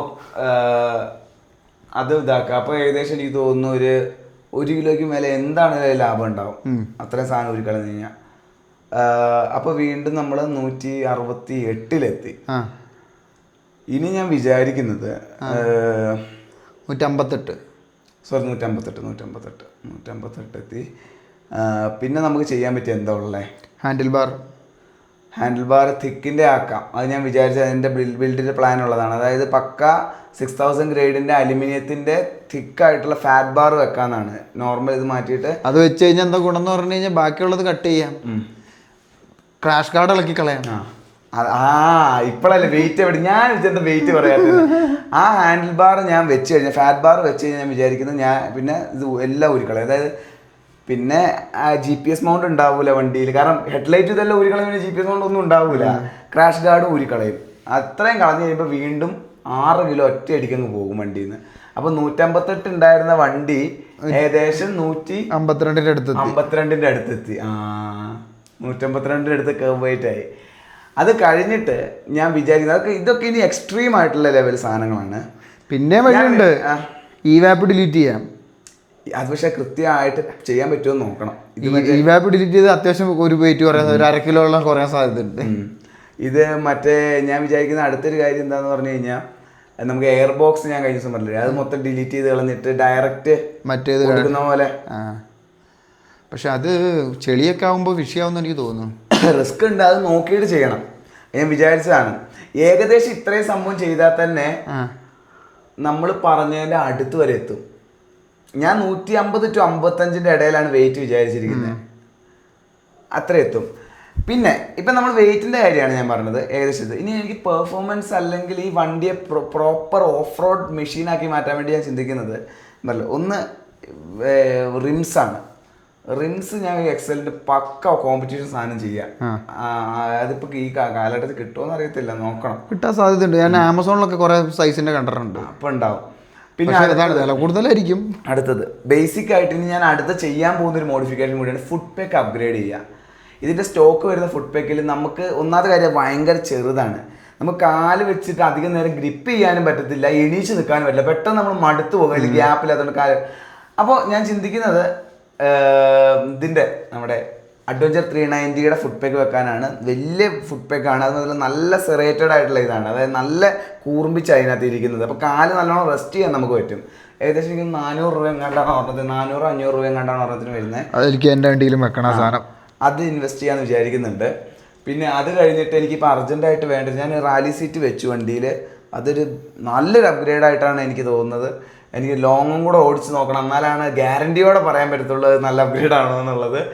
ഇനി അടുത്ത് എനിക്ക് അർജൻറ്റായിട്ട് വെക്കേണ്ട ഒരു സാധനം ഫുൾ സ്ട്രാപ്പാണ്. കാരണം ഞാൻ ബാക്കിലത്തെ ഇത് ഊരി കളഞ്ഞപ്പോഴേക്കും എനിക്ക് വണ്ടി അങ്ങോട്ടും ഇങ്ങോട്ടും നീക്കാൻ പിടിക്കാനൊരു സ്ഥലമില്ലാത്തൊരവസ്ഥയായി. ഫുൾ സ്ട്രാപ്പിന്റെ പറഞ്ഞപ്പോഴാണ് അതിന്റെ വണ്ടിയുടെ മുന്നിൽ ഒരു പിടുത്തല്ലേ, ആ പിടുത്തം മാറ്റിയിട്ട് ഫുൾ സ്ട്രാപ്പ് ആക്കിയാൽ മതി. അപ്പൊ അതിന്റെ വെയിറ്റ് കുറയ്ക്കാൻ പറ്റും. അത് ഹെഡ്ലൈറ്റ് വരുമ്പോൾ അതിന്റെ കൂടെ അതെല്ലാം പോരും. അപ്പൊ അവിടെ ഒരു ഫുൾ സ്ട്രാപ്പ് അവിടെ വെക്കണം. മറ്റേ ക്രീഗയുടെ എങ്ങാനും വെക്കണം, ക്രീഗൊക്കെ ഉണ്ട്. അപ്പോൾ ബാക്കിൽ ഒരു ഫുൾ സ്ട്രാപ്പ് വെക്കണം. ഞാനൊരു കമ്പനിയുടെ കണ്ടു വെച്ചിട്ടുണ്ട്, എന്തായിരുന്നു അവരുടെ പേര്, ലിമിറ്റോ പേര് മറന്നു, ഒരു ഇന്ത്യൻ ബ്രാൻഡ് ഉണ്ട്, അവർ ഉണ്ടാക്കുന്നുണ്ട്. അപ്പോൾ കുറച്ച് സ്റ്റോക്കേ ഉള്ളൂ എന്ന് പറഞ്ഞാൽ നമുക്ക് പറ്റുവാണെങ്കിൽ എത്രയും പെട്ടെന്ന് എന്തെങ്കിലും പൈസ വാങ്ങണം. 900 എത്ര രൂപയാണ്, അതൊരു നല്ല ഇൻവെസ്റ്റ്മെന്റ് ആയിരിക്കും. അത് കഴിഞ്ഞിട്ട് ഞാൻ വിചാരിക്കുന്ന ഒരു കാര്യം, എക്സോസ്റ്റ് ECU, ഇറീഡിയസ് സ്പാർക്ക് പ്ലഗ്, പിന്നെ ഫ്യൂവൽ എക്സ് ഒരുമിച്ച് ചെയ്യണം. എയർ ഫിൽട്ടർ ഇത് ഒരുമിച്ച് ചെയ്യണമെന്നാണ് ഞാൻ വിചാരിക്കുന്നത്. ഞാൻ എക്സോസ്റ്റ് മനസ്സിൽ വിചാരിച്ചിരിക്കുന്നത് എനിക്ക് ഏറ്റവും കണ്ടതിലും ഒച്ച കൊണ്ടും ആൾക്കാരെ വെറുപ്പിക്കാത്തതുമായിട്ടുള്ള എക്സോസ്റ്റ് ഇതിൻ്റെയാണ്, നമ്മുടെ മോട്ടോവിങ്ങിൻ്റെയാണ്. അത് പക്ഷേ ഫുൾ സിസ്റ്റം അല്ല. ഞാൻ പ്യുവർ ഓഫ് റോഡ് ബിൽഡ് ആക്കി മാറ്റിയാൽ ഞാൻ ഷോർട്ട് ക്യാനൺ ഫുൾ സിസ്റ്റം വെക്കും. അതായത് അപ്പം പിന്നെ ഞാൻ ഒച്ച നോക്കൂല, പെർഫോമൻസ് ഏതിനാ കൂടുതൽ കിട്ടും. അത് ഫുൾ സിസ്റ്റം നോറിഫോമിയുടെ ആണെങ്കിൽ അത് കയറ്റും, അതാണ് വിചാരിക്കുന്നത്. ഇപ്പോൾ എനിക്ക് വെക്കുവാണ് ഞാൻ ഹാഫായിട്ടുള്ള കേൾക്കാൻ ഇമ്പമുള്ള, നമുക്ക് ഓടിച്ചു പോകുമ്പോൾ അലമ്പില്ലാത്ത ടൈപ്പ് മോട്ടോവിങ്ങിൻ്റെ വെക്കണം. എയർ ഫിൽട്ടർ ഞാൻ വിചാരിക്കുന്നത് നമുക്ക് BMC-കാർ ഇറക്കിയിട്ടുണ്ട്, 7000 രൂപയാണ്. അത്ര ഇൻവെസ്റ്റ് ചെയ്യുന്നതിന് പകരം നമുക്ക് മറ്റവരുടെ എൻഗേജിൻ്റെ ഒന്ന് ട്രൈ ചെയ്ത് നോക്കാം, 3000 രൂപയേ ഉള്ളൂ. അത് വെക്കാനാണ്. ഇറീഡിയസ് സ്പാർക്ക് പ്ലഗ് ഓൾറെഡി വാങ്ങിച്ചിട്ടുണ്ട്. അതൊരു കഥയാണ്. അതെ, അതിന്റെ ഒരു വഴി ഇത് കാണണം എങ്ങനെയാലും. അത് മാറ്റുന്ന എങ്ങനെയാണെന്ന് നമ്മൾ ഒന്നും കൂടെ നോക്കേണ്ടതായിട്ടുണ്ട്. എഞ്ചിൻ എടുത്ത് പുറത്തിടേണ്ടി വരും ഇത് മാറ്റാൻ വേണ്ടിയിട്ട്. അത് ചെയ്യണം. അത് കഴിഞ്ഞിട്ട് പിന്നെ നമുക്ക് ബാക്കിയുള്ളത് ഫ്യൂൽ എക്സ് വെക്കാൻ, ഫ്യൂൽ എക്സ് പ്രോ പ്ലസ് വെക്കാനാണ്. ഏകദേശം 25% ഗെയിൻ ഉണ്ടാവും എന്നാണ് അവർ പറയുന്നത്. ഉണ്ടാവും വിചാരിക്കാം. അത് ഇതെല്ലാം മൊത്തം സിസ്റ്റം മാറ്റില്ല. അപ്പൊ തന്നെ 25 bhp വണ്ടി ഏകദേശം ഇതൊക്കെ ചെയ്ത് കഴിഞ്ഞാൽ 27 bhp അടുത്തെങ്കിലും പവർ വരും. ഇനി ഞാൻ 30 bhp എത്തിക്കണം എന്നാണ് എൻ്റെ ഒരു അൾട്ടിമേറ്റ് ഗോൾ. ഇതെങ്ങനെ ചെയ്യാൻ ഉദ്ദേശിക്കുന്നതെന്ന് പറഞ്ഞു കഴിഞ്ഞാൽ, ഞാൻ കുറച്ച് റിസർച്ച് നടത്തിയപ്പോൾ ഇവരുടെ തന്നെ ഇപ്പോൾ ഇവർ ഇറക്കാന്നുണ്ടെങ്കിൽ എക്സ്ട്രീം 250 ഹീറോയുടെ വണ്ടിയുണ്ട്, 6ഉം അതേപോലെ കരിസ്മ 250 ഇപ്പോൾ ഇറങ്ങിയ വണ്ടിയാണ്. രണ്ടിലും 250 cc എഞ്ചിനാണ്. അതാണ് ഇന്ത്യയിൽ ഇപ്പോൾ ഇറങ്ങുന്നതിൽ ഏറ്റവും പവർഫുള്ളും ഫാസ്റ്റസ്റ്റും ആയിട്ടുള്ള 250 cc ആണ് അവർ ക്ലെയിം ചെയ്യുന്നത്. അതിന് ഏകദേശം 31 bhp എങ്ങാണ്ട് പവർ ഉണ്ട് 250 cc എഞ്ചിനിൽ നിന്ന്. ഈ സെയിം കരിസ്മ അല്ലെങ്കിൽ എക്സ്പൾസിലുള്ള എഞ്ചിനെ കുറച്ച് അവരൊന്ന് മാറ്റി. ബോറല്ല മാറ്റിയത്, സ്ട്രോക്കാണ് കൂട്ടിയത്. ബോർ സെയിമാ രണ്ട് വണ്ടിയുടെ, സ്ട്രോക്ക് കൂട്ടി, സ്ട്രോക്ക് ലെങ്ത് കൂട്ടി. അങ്ങനെയാണ് ഇവർ 250 cc ആക്കി മാറ്റിയത് അതിനെ. അല്ല അപ്പോ ഇത് മാറ്റിയിട്ടുണ്ടല്ലോ, ക്രാങ്ക് ഷാഫ്റ്റിന്റെ നീളം കുറച്ചിട്ടുണ്ടാവുമല്ലോ, അവിടെ എന്തെങ്കിലും ചെറിയ മോഡിഫിക്കേഷൻ വരുത്തിയിട്ടുണ്ടാവും. സെയിം എഞ്ചിന്റെ ഇത് സെയിമാ സ്ട്രക്ചർ, ഇതിൽ കുറച്ച് മാറ്റങ്ങൾ വരുത്തി. ഞാൻ ചിന്തിക്കുന്നത് ഒരു നല്ല എക്സ്പേർട്ടാണ്, അത് അത്ര എക്സ്പീരിയൻസ് ഉള്ള ഒരാൾ വേണം. ഒരാളെ കിട്ടുവാണെങ്കിൽ ഭാവിയിൽ ഏറ്റവും അൾട്ടിമേറ്റ് ആയിട്ട് ഈ എക്സ്പൾസിനെ ഇവർ 250 ഇറക്കിയിട്ടില്ലെങ്കിൽ ഞാൻ വിചാരിക്കുന്നത് ഇതിനെ 250 കൺവേർഷൻ ചെയ്താലോ എന്നാണ്. ഇതിപ്പോ കുറച്ച് കഴിയുമ്പോൾ ആരെയിലൊക്കെ ചെയ്യാൻ തുടങ്ങും പതുക്കെ. അതെ, അപ്പോഴേക്കും അല്ലെങ്കിൽ മറ്റേ ഇത് ബോർഗിന്റെ കിറ്റ് കിട്ടുമായിരിക്കും. കുറച്ച് വ്യത്യാസങ്ങളുണ്ട് ഇത് തമ്മിൽ, പക്ഷെ അടിസ്ഥാനമായിട്ട് സെയിം ആണ് സാധനം, മില്ല് സെയിം ആണ്, ചെറിയ വ്യത്യാസങ്ങളേ ഉള്ളൂ. അപ്പോൾ പറ്റുമെന്നാണ് ഇതുവരെ ചെയ്ത് കണ്ടിട്ടില്ല. ഒന്നാമത് ആൾക്കാർക്ക് ഇത് വണ്ടി തൊട്ട വിഷയമാണ്, തൊട്ട കത്തുകയാണ്. അപ്പോൾ പിന്നെ പറഞ്ഞിട്ട് കാര്യമില്ല, ആൾക്കാർ തൊടാൻ കുറച്ച് സമയം എടുക്കും, കുറച്ച് നല്ല വണ്ടികൾ ഇറങ്ങട്ടെ. അപ്പോൾ നേരത്തിൽ കുറച്ച് നല്ല വണ്ടികളൊക്കെ നമ്മൾ ആൾക്കാർ പണിയാൻ തുടങ്ങിക്കോളും. അതെ. അപ്പോൾ അത് ഏറ്റവും അവസാനമാണ്. ഇനി അത് പെർഫോമൻസിൻ്റെ ഭാഗമായിട്ട് എനിക്ക് തോന്നുന്നു നമുക്ക് ശ്രമിച്ചു കഴിഞ്ഞ് കഴിഞ്ഞാൽ ഒരു 30 BHP അടുത്ത് 30 BHP ഒരു 25-26 എണ്ണം ടോർക്കിലേക്ക് നമുക്ക് ഇതിനെ കൊണ്ടുവരാൻ. അല്ല, ഞാൻ പറയാൻ വേണ്ടി വന്നത് വേണേ ടൂത്തിന്റെ എണ്ണം കൂട്ടി കഴിഞ്ഞാൽ കുറച്ചും കൂടെ ഓഫ് റോഡ് കുറച്ചുകൂടെ ഫോക്കസ്. ഓഫ് റോഡ് വരുമ്പോൾ ഞാൻ വയ്ക്കുന്നത് നമുക്കൊരു 44 ഇപ്പൊ 46 48 ആക്കാം. നിന്റെ 42 46. അതുകൊണ്ടല്ല ആ പുള്ളി നീ തെറിക്കുന്നേ. ഓഫ് റോഡ് കളിക്കാൻ വേണ്ടി 48 ആക്കിയാൽ മതി. അപ്പൊ 2 രീതി കൂട്ടിയാൽ തീരാവുന്ന വിഷയമുള്ളൂ. അപ്പൊ അതങ്ങ് മാറും. അത് ചെയ്യാന്ന് വിചാരിക്കുന്നുണ്ട്. പിന്നെ അതേപോലെ ഒരു കാര്യം ഞാൻ വിചാരിക്കുന്നത് ക്വിക്ക് ത്രോട്ടിൽ വെക്കണം എന്ന് വിചാരിക്കുന്നുണ്ട്. അത് ഞാൻ ഇനിയൊരു പൈസ കിട്ടുമ്പോൾ വെക്കാൻ സാധനം നല്ലൊരു ബ്രാൻഡിൻ്റെ കണ്ടു വെച്ചിട്ടുണ്ട്. കാരണം ഇതിൽ ഡ്യുവൽ കേബിൾ ആയതുകൊണ്ട് അതിൻ്റെ ക്വിക്ക് ത്രോട്ടിൽ കിട്ടാൻ ഭയങ്കര പാടാണ്. അപ്പം ഞാൻ അവസാനം കുറേ റിസർച്ച് നടത്തിയ ഒരു കമ്പനിയുടെ കണ്ടു വെച്ചിട്ടുണ്ട്. അത് ഇൻസ്റ്റാൾ ചെയ്യാൻ പറ്റുന്നില്ല. അത് നല്ലൊരു ഇൻവെസ്റ്റ്മെൻ്റ് ആയി. കാരണം ഞാൻ കുറേ റിസർച്ച് നടത്തി കുറേ പേര് പറയുന്നതും കേട്ടോ, എക്സ്പെർട്ട് ആയിട്ടുള്ള റൈഡേഴ്സ് നമുക്ക് വണ്ടിയിൽ ചെയ്യാൻ പറ്റിയ ഒരു നല്ല ഒരു ഇതാണ് മോഡിഫിക്കേഷൻ ക്വിക്ക് ത്രോട്ടിൽ നിന്ന്. വണ്ടിയെ നമുക്ക് കുറച്ചും കൂടെ കൺട്രോൾ ചെയ്യാൻ പഠിക്കാൻ പറ്റും. ക്ലച്ചിന്റെ ലിവർ മാറ്റാൻ ഷോർട്ട് ലിവർ ആക്കണം എന്ന് വിചാരിച്ചാലും കുറച്ച് വെയിറ്റ് പറയാൻ സാധ്യത. ശരിയാ. ഷോർട്ട് ലിവർ ആക്കുന്നതിന്റെ പ്രധാന കാര്യം എന്ന് പറഞ്ഞു കഴിഞ്ഞാൽ ഇതൊന്ന് താഴെ വീണാൽ നീളം കൂടുതലായതുകൊണ്ട് പൊട്ടി അങ്ങ് പോകും. ഷോർട്ട് ലിവർ വെച്ച് കഴിഞ്ഞാൽ 2 ഗുണമാണ്. ഒന്ന് അഡ്ജസ്റ്റ് ചെയ്യാൻ പറ്റും, അതേപോലെ ഉള്ളിലേക്ക് തള്ളിയിരിക്കുന്നതുകൊണ്ട് പൊട്ടാനുള്ള സാധ്യത അങ്ങനത്തെ പരിപാടിയില്ല. പിന്നെ ഞാൻ വിചാരിക്കുന്ന ഒരു മോഡിഫിക്കേഷൻ എന്താണെന്ന് പറഞ്ഞു കഴിഞ്ഞാൽ ക്വിക്ക് ത്രോട്ടിൽ പറഞ്ഞു, ഷോർട്ട് ലിവറിന്റെ കാര്യം പറഞ്ഞു, പിന്നെ ഇതിനകത്ത് ഇത് ലിവറുകൾ രണ്ടും ഗിയർ ലിവറും ബ്രേക്ക് ലിവർ ഫോൾഡബിൾ ആക്കാൻ, വീണ് കഴിഞ്ഞാൽ മടങ്ങിയിരിക്കാൻ വേണ്ടി. അതിന്റെ മറ്റേ ടസ്കിന്റെ ഒക്കെ പോലത്തെ അലുമിനിയം സാധനം കിട്ടുകയാണെങ്കിൽ നല്ല. അതായത് ഞാൻ രണ്ടിനും കണ്ടുവച്ചിട്ടുണ്ട്. KLXന്റെ എങ്ങാണ്ടാന്ന് തോന്നുന്നു അവര് വെക്കുന്നുണ്ട് OEM ആയിട്ടുള്ള. അത് ഡയറക്റ്റ് ഫിറ്റ് ആണ് 210. അപ്പൊ ഗിയർ കിട്ടും. മറ്റേത് ഓൾറെഡി ഞാൻ ഒരു കമ്പനിയുടെ കാണിച്ചിരുന്നില്ല, ഇന്ത്യ ഒരു കമ്പനിയുടെ. അത് അവരുടെ ബ്രേക്ക് പെഡലും ഉണ്ട്. അപ്പൊ അത് നടക്കുന്നു. അത് തന്നെയല്ലേ എന്റെയിലും വെക്കാന്ന് പറഞ്ഞു. പൊന്തയിലും അത് തന്നെ വെക്കാന്ന് പറഞ്ഞു. അതെ. അപ്പൊ പക്ഷെ എന്റെ അതിന് പറ്റിയ ഗിയർ അവർക്കില്ലെന്ന് തോന്നൂല്ലേ. ഗിയർ പൊന്നൻ ടസ്കിന്റെ നോക്കണം. അത് ഞാൻ പറയുമ്പോണ്ടല്ലോ ഹിമാലയന്റെ മറ്റേതും കേറൂല.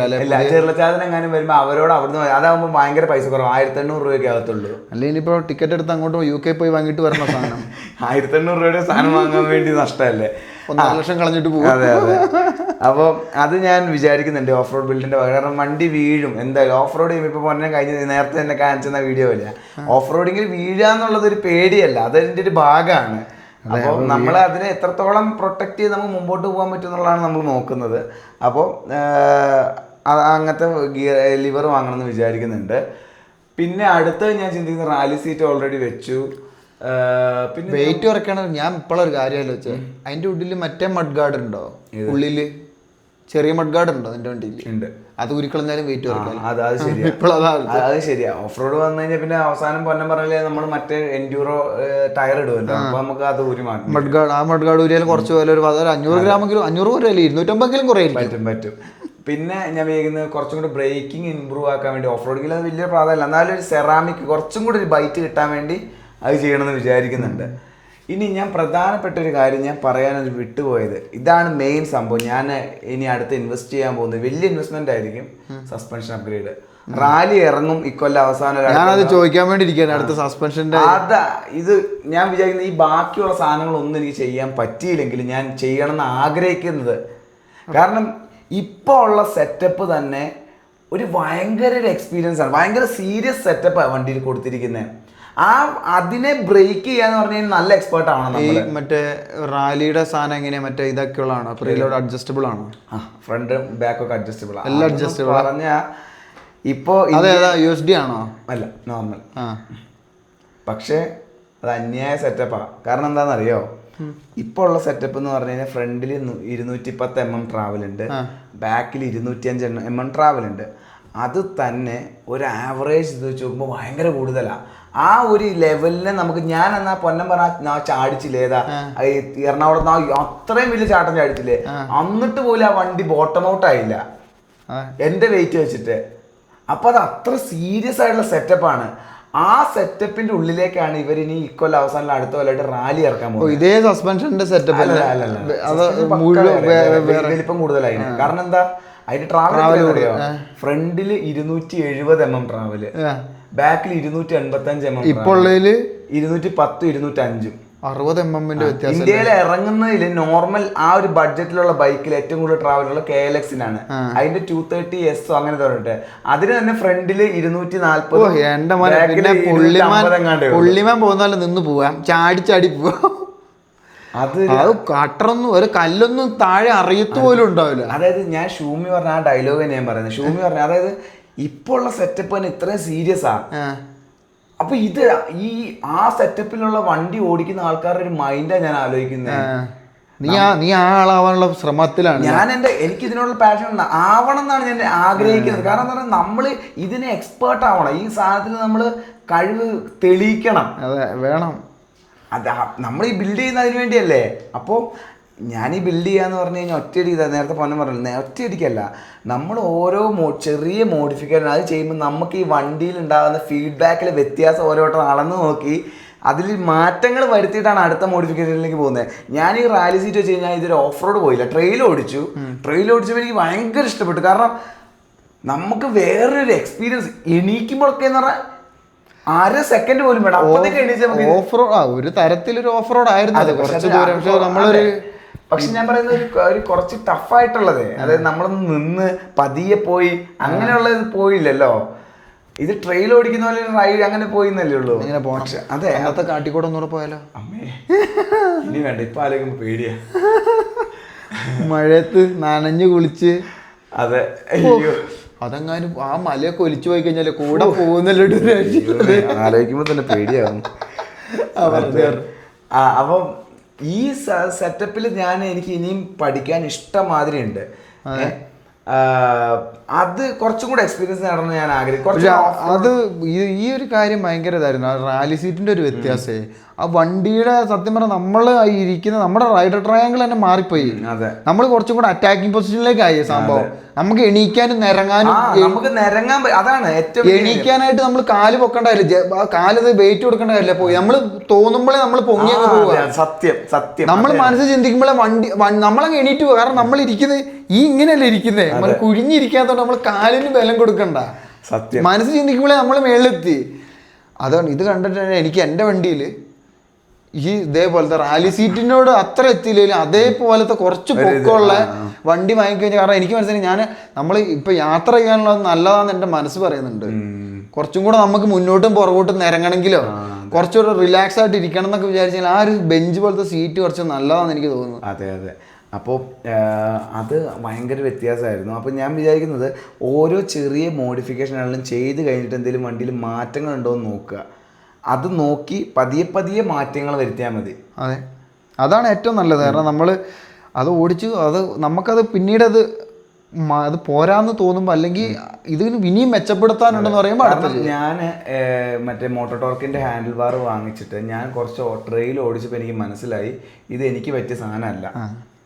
ആ സാധനം യാത്ര ചെയ്യുമ്പോൾ നല്ലതാണ് ആ സാധനത്തിന്റെ ഗുണം. അതെ, ഓഫ് റോഡ് എണീച്ച് നമ്മളതിൽ പെട്ടെന്ന് അങ്ങോട്ടും ഇങ്ങോട്ടും തിരിക്കേണ്ട ഒരു അവസ്ഥ വരുമ്പോൾ ഈ സാധനം നമുക്ക് കംഫർട്ട് അല്ല, വെയിറ്റ് ആണ്. കാരണം എന്താന്ന് പറഞ്ഞു കഴിഞ്ഞാൽ ഈ എണീറ്റ് നിൽക്കുമ്പോൾ ഈ സാധനം കുറേ മേളിൽ നമുക്ക് കുറച്ചുകൂടെ നമുക്ക് നമ്മുടെ കൈ നേരെ പിടിക്കാനുള്ളൊരു ഇതില്ല. കാരണം നമ്മൾ കുറച്ച് കുനിഞ്ഞ് നമ്മൾ തല വെളിയിൽ വരണം. ഈ സാധനമൊക്കെ നമുക്ക് വെളിയിലോട്ട് നിൽക്കാൻ പറ്റില്ല, കാരണം ഇത് നെഞ്ചിലെത്ത് വന്നിങ്ങനെ അടിക്കുകയാണ്. അപ്പോൾ ഇതിൻ്റെ എന്താന്ന് പറഞ്ഞാൽ അതുകൊണ്ട് ഇത് താഴോട്ട് ഇരുന്നാലാണ് അത് ഞാൻ അപ്പോഴാണ് ചിന്തിച്ചത്, ഇവരിതൊക്കെ മനസ്സിൽ കണ്ട് എല്ലാം ചെയ്തിട്ടാണ് അത്രയും ചെറിയ ഹാൻഡിൽ ബാർ അതിൽ കൊടുത്തിരിക്കുന്നത്. കാരണം ഇവനത് മാറ്റി പിന്നെ അത് ഓടിച്ചപ്പോഴാണ് അതിന്റെ ഒരു വ്യത്യാസം എന്താന്ന് മനസ്സിലായത്. ഞാൻ ആ ഹാൻഡിൽ ബാർ ആദ്യം കണ്ടപ്പോൾ ഞാൻ ആ വീഡിയോയിൽ കൃത്യം പറയുന്നുണ്ട്, അന്ന് ഞാൻ നേരെ തിരിച്ചാ പറഞ്ഞത്. അതായത് ഓഫ് റോഡ് ഓടിക്കുമ്പോൾ ഇപ്പൊ ഞാൻ കുറെ ഇങ്ങനെ, അന്ന് ഓഫ് റോഡിങ് വലിയ അറിയത്തില്ലല്ലോ, ഇങ്ങനെ താന്നായിരിക്കുന്നേ, ഇത് വരുമ്പോഴേക്കും എനിക്ക് റെഡി ആവുന്നത്. പക്ഷെ ഇത് വന്നപ്പോൾ എനിക്ക് കുഴപ്പം മനസ്സിലായി. അതായത് നമ്മൾ ഈ താന്നിരിക്കുന്ന അറ്റാക്കിംഗ് പൊസിഷനാണ്. അപ്പോഴാണ് നമുക്ക് പെട്ടെന്ന് എടുത്ത് ചാടിക്കണമെങ്കിലോ അല്ലെങ്കിൽ നമ്മളൊക്കെ പറ്റത്തുള്ളൂ. ഇത് നമ്മൾ ഈ റിലാക്സ് ആകുമ്പോൾ നമുക്ക് കുത്താനും പറ്റും. അത് അതിന്റെ ഈ സംഭവം പറയുന്ന കാര്യം മനസ്സിലാക്കണം. ഈ റാലി ഓടിക്കുന്ന ആൾക്കാർ നിൽക്കുന്ന നോക്കിയാൽ മതി. അവര് 100-150 കിലോമീറ്റർ സ്പീഡില് പാഞ്ഞു പോകുമ്പോ അവരിങ്ങനെ നിൽക്കുക. കാരണം എന്താ പറയുക, ബൈക്കിന്റെ ജെർക്കിങ് സസ്പെൻഷന് തല്ലാത്ത സാധനങ്ങൾ നമ്മൾ ശരീരം കൊണ്ട് അബ്സോർബ് ചെയ്യണത്. അതിനെന്താന്ന് പറഞ്ഞാൽ ഇതിന് പൊക്കം കൂടിക്കഴിഞ്ഞാൽ നമ്മുടെ കൈക്ക് ട്രാവൽ കുറയും. ഏത് സസ്പെൻഷൻ്റെ ട്രാവൽ പറയുന്ന പോലെ തന്നെ നമ്മുടെ കൈക്ക് അത് പറ്റൂല. അതുകൊണ്ടാണ് ഇത് താഴ്ത്തി വെക്കുന്നത്. അപ്പോൾ എന്താന്ന് പറഞ്ഞാൽ നമ്മുടെ തല നേരെ, നമ്മുടെ നോട്ടം നേരെ, ഈ ബൈക്കിന്റെ ഇതെല്ലാം നമ്മൾ ശരീരം കൊണ്ട് വലിച്ചെടുക്കുകയാണ്. അതാണ് സത്യം പറഞ്ഞാൽ എനിക്ക് അവരുടെ ആ ഒരു ചിന്ത, കമ്പനി ഇപ്പൊ എന്തോരം ചിന്തിച്ചിട്ടാണ് അങ്ങനത്തെ ഒരു ഹാൻഡിൽ ബാർ കൊടുക്കുന്നതെന്ന്. വേറൊരു കാര്യം എന്ന് പറഞ്ഞു കഴിഞ്ഞാൽ ഈ ഇതിനകത്ത് വരുന്നത് സ്റ്റീലിന്റെ ഹാൻഡിൽ ബാർ അല്ല സ്റ്റോക്ക് വരുന്നത്. എനിക്കൊന്ന് എക്സ്പൾസ് 200-ലും അതല്ലാന്ന് തോന്നുന്നു. ഇതിൽ അലുമിനിയത്തിന്റെ ഹാൻഡിൽ ബാറാണ് വരുന്നത്. വെയിറ്റും കുറവല്ല, അത് ഒട്ടും വെയിറ്റ് ഇല്ല.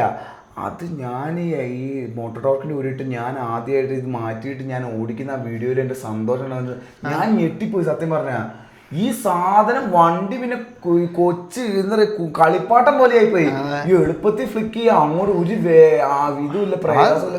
അത് പിന്നെ എന്താ പറയാ, മോട്ടോർ ടോർക്കിന്റെ അവർ ഡിസൈൻ ചെയ്തിരിക്കുന്ന കുറച്ചും കൂടെ റിലാക്സ് ആയിട്ടിരുന്ന വണ്ടി കൂടുതൽ ദൂരം ഓടിക്കാനുള്ള ഇതിന് വേണ്ടിയിട്ടാണ്. അത് ശരിക്കും പറഞ്ഞാൽ എൻ്റെ ഒരു അഭിപ്രായത്തിൽ, എൻ്റെ പേഴ്സണൽ ഒപ്പീനിയനിൽ അവരതിൻ്റെ പേര് അവർ അഡ്വഞ്ചർ ഹാൻഡിൽ ബാർ എന്നുണ്ട് അത് വിൽക്കുന്നത്. ശരിക്കും പറഞ്ഞാൽ അവരതിൽ ചെയ്യുന്നുണ്ട് കേട്ടോ. ഇനിയിപ്പോൾ അവർ എക്സ്പേർട്ട് ആയിട്ടുള്ളവർക്ക് കുഴപ്പമുണ്ടാവില്ലായിരിക്കും. എനിക്ക് പേഴ്സണലി അത് തോന്നില്ല. എനിക്ക് തോന്നുന്നു അത് കുറച്ചും കൂടെ നല്ല ടൂറിങ് ഹാൻഡിൽ ബാർ. എനിക്കും അത് തോന്നില്ല. കാരണം എന്താ പറയുക, അങ്ങനെ പൊങ്ങിയിരിക്കുമ്പോൾ നമ്മുടെ കൈ കുറച്ചുകൂടെ നമ്മുടെ ഇതിനനുസരിച്ച് കുറച്ച് സ്ലോപ്പ് ആയിട്ട്, ഇത് ഇത്രയും താഴെയല്ല എന്നാൽ കുറച്ച് മേളിലായിട്ടിരിക്കുമ്പോൾ നമുക്ക് ഓടിക്കാൻ ഒരു സുഖം കിട്ടും. രണ്ടാമത്തെ ഒരു പ്രശ്നം ആ ഹാൻഡിൽ ബാർ എനിക്ക് തോന്നി എന്താന്ന് പറഞ്ഞു കഴിഞ്ഞാൽ 6000 RPM കഴിഞ്ഞാൽ മുട്ടിഞ്ഞ പറയാം. അതെന്താന്ന് പറഞ്ഞാൽ അതെന്താ പറയുക, അവർ ആ കൊടുത്ത വാഷറിന്റെ വിഷയമാണ്. ആ വാഷർ കൃത്യമായിട്ട് അതിൻ്റെ ഉള്ളിൽ ഇറങ്ങുന്നുമില്ല. ഇത് നമ്മൾ കണ്ടവാനം മുറുക്കി നട്ടെങ്ങാനും മുറുക്കി കഴിഞ്ഞാൽ അതുകൊണ്ട് നമുക്ക് മുറുക്കാനും പേടിയാണ്. അതെ, ഒന്നുകിൽ അവരെന്ത് ചെയ്യണം എന്ന് പറഞ്ഞാൽ സിലിക്കോണിന്റെ എന്തെങ്കിലും വാഷർ കൊടുത്താൽ തീരാവുന്ന പ്രശ്നമുണ്ടല്ലോ. പക്ഷെ ഞാൻ ആലോചിക്കുക, അത് ഏകദേശം 1.3 kg ഉണ്ട്. 800 ഗ്രാമുള്ള അലുമിനിയത്തിന് ഹാൻഡിൽ ബാർ ഒരു വാഷറും ഇല്ലാണ്ട് വെച്ച് ടൈറ്റ് ചെയ്തപ്പോഴേക്കുണ്ട് ഒരു വൈബ്രേഷനും ഇല്ല. അത് കൃത്യം അതിന് വേണ്ടിയിട്ട് മില്ല് ചെയ്തെടുത്ത ഒരു വൈബ്രേഷനും ഇല്ല വണ്ടിയില്. കമ്പനി അത്രയും R&D ചെയ്തിട്ടാണ് ഈ സാധനം ഇറക്കിയിരിക്കുന്നത്. അതിന്റെ ഒരു വ്യത്യാസമാണ്.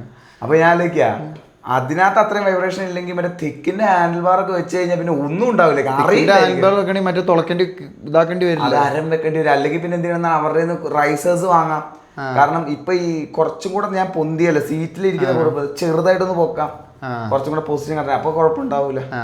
അവർക്ക് ഇതുണ്ട് ഹാൻഡിൽ ബാർ. എക്സ്പൾസിന് വെക്കുന്നുണ്ടോ, 210 വെക്കുന്നുണ്ടോ?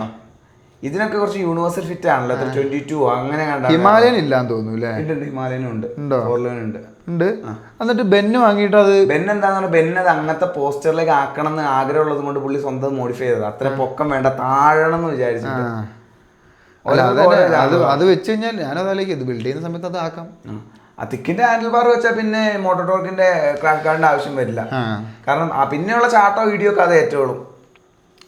പിന്നെ അതുമല്ല, ഓഫ് റോഡിങ്ങില് നമ്മള് അമ്മാതിരി വണ്ടി തകരുന്ന രീതിയിലുള്ള ക്രാഷ് ഭയങ്കര റെയർ. കാരണം അതിന് പോണെങ്കിൽ മറ്റേ ഇതേപോലെ റാലി ഓടിക്കുന്ന ഹൈ സ്പീഡ് ഓടിക്കണം. ഇതിൽ ഹൈ സ്പീഡിന്റെ ഒരു ഇതില്ലാത്തത് കൊണ്ട് നമുക്ക് ആ റിസ്ക് ഇല്ല. അതായത് നല്ല, അത് വലിയൊരു കാര്യം. കാരണം അങ്ങനത്തെ ഹൈ സ്പീഡ് റേസിന്റെ സമയത്താണ് ഇമ്പാക്ട് അളവ് കൂടുന്നത്, ശക്തി കൂടുന്നത്. അപ്പൊ ഇതിന് ചെറിയ വീഴ്ചകൾ നമ്മൾ നിന്നോടത്തുനിന്ന് വീഴുന്നത് താങ്ങാനുള്ള കെൽപ്പ് അതിനുണ്ടോ? അതെ അതെ. അപ്പൊ ഞാൻ ആലോചിക്കുകയാണ്, ഇതാണ് എൻ്റെ സത്യം പറഞ്ഞാൽ എൻ്റെ ഒരു ബേസിക് എൻ്റെ ഡ്രീം. പിന്നെ എനിക്ക് വേറൊരു സംഭവം എന്ന് പറഞ്ഞു കഴിഞ്ഞാൽ ഞാൻ മറ്റേ കാണിച്ചാണ് ഒരു റാലി ഫെൻഡർ വണ്ടിയിലേക്ക് ബിൽഡ് ചെയ്യാന്നുള്ള, ബാക്കിൽ നീട്ടിയിട്ടുള്ള. അത് എൻ്റെ വലിയൊരു ആഗ്രഹമാണ്. അത് ഈ 3D പ്രിന്റ് ചെയ്യുന്ന ആൾക്കാരുണ്ടോ നോക്കണം. ഇതേപോലത്തെ വലിയ 3D പ്രിന്റുകൾ ചെയ്യുന്ന ആൾക്കാർ നമ്മുടെ ഇവിടെ ഉണ്ടോ നോക്കണം. ഞാൻ മറ്റേ ഈ കഴിഞ്ഞ ദിവസം പഴയ 200-ന് നിനക്ക് അതിനെ കാണിച്ചായിരുന്നു, നിനക്ക് അയച്ചു തന്നായിരുന്നു ആ സാധനം. ആ ഫുള്ളൊരു റാലി നീളമുള്ള ഫെൻഡർ, ഒറ്റ പീസ് പ്ലാസ്റ്റിക്. എനിക്ക് ആരാന്നറിയില്ല, അവർ കുറെ പേര് വിൽക്കുന്നുണ്ട് ഈ സാധനം. അപ്പൊ അതേപോലെ വൈകാണ്ട് ആൾക്കാർ ചെയ്യാന്ന് പറഞ്ഞു. അപ്പൊ എന്താന്ന് പറഞ്ഞു കഴിഞ്ഞാൽ ഒറ്റ പീസും കയറ്റിയാൽ മതി. ആ പാനലുകളെല്ലാം ഒരൊറ്റ പീസ് കയറ്റുന്ന അവസ്ഥ. അതേപോലെ ഇത് എന്തെങ്കിലും ആരിലും ഇത് ചെയ്യുന്ന ആൾക്കാരുണ്ട്, അവരോടുള്ള ഒരു സജഷൻ എന്ന് പറഞ്ഞു കഴിഞ്ഞാൽ എനിക്ക് മറ്റേ ബാക്കിലുള്ള ആ ഒരു സാധനം ഉണ്ടല്ലോ, ഏത് ഇപ്പറ സൈഡ് ടൂൾ ബോക്സ് വരുന്ന പീസ് പൊട്ടിപ്പോവാന്ന് ആൾക്കാർ കംപ്ലൈന്റ് പറയുന്ന ഒരു സാധനം ഉണ്ടല്ലോ പീസ്, അതിനുള്ള ഒരു ചെയ്യണം. ആ സാധനം ഊരി മാറ്റിയിട്ട് അവിടെ ഒരു ക്ലീൻ ഫിനിഷ് കൊടുക്കാൻ പറ്റിയ ചെറിയൊരു പാനൽ ഉണ്ടാക്കാൻ പറ്റുവാണെങ്കിൽ നല്ലൊരു ഇതായിരുന്നു. അല്ല, അതായത് ഈ ബാക്ക് ഡിസൈൻ ചെയ്യുന്ന ആൾക്കാർ എന്ത് ചെയ്യണം എന്ന് പറഞ്ഞു കഴിഞ്ഞാൽ ഈ സാധനം ഊരിയിട്ട് ഇതെല്ലാം കൂടെ ഇത് ഊരിയിട്ട് കയറ്റാൻ പറ്റുന്ന സൈസിൽ ഒരു ഡിസൈൻ ചെയ്താൽ അപ്പോൾ ഒറ്റ പരിപാടിക്ക് ആ ബോക്സ് ഊരി മാറ്റിയാലും കുറച്ച് ഗ്രാം നമുക്ക് ലാഭിക്കാം. അത് ശരിയാ. ആ ബോക്സ് ഊരി മാറ്റി കഴിഞ്ഞാൽ എന്താണേലും എനിക്ക് തോന്നുന്നു എൻ്റെ മനസ്സിലെ ആഗ്രഹങ്ങൾ പോലെ ഒരു 150 എത്തിയില്ലെങ്കിൽ 150 അടുത്തെത്തും.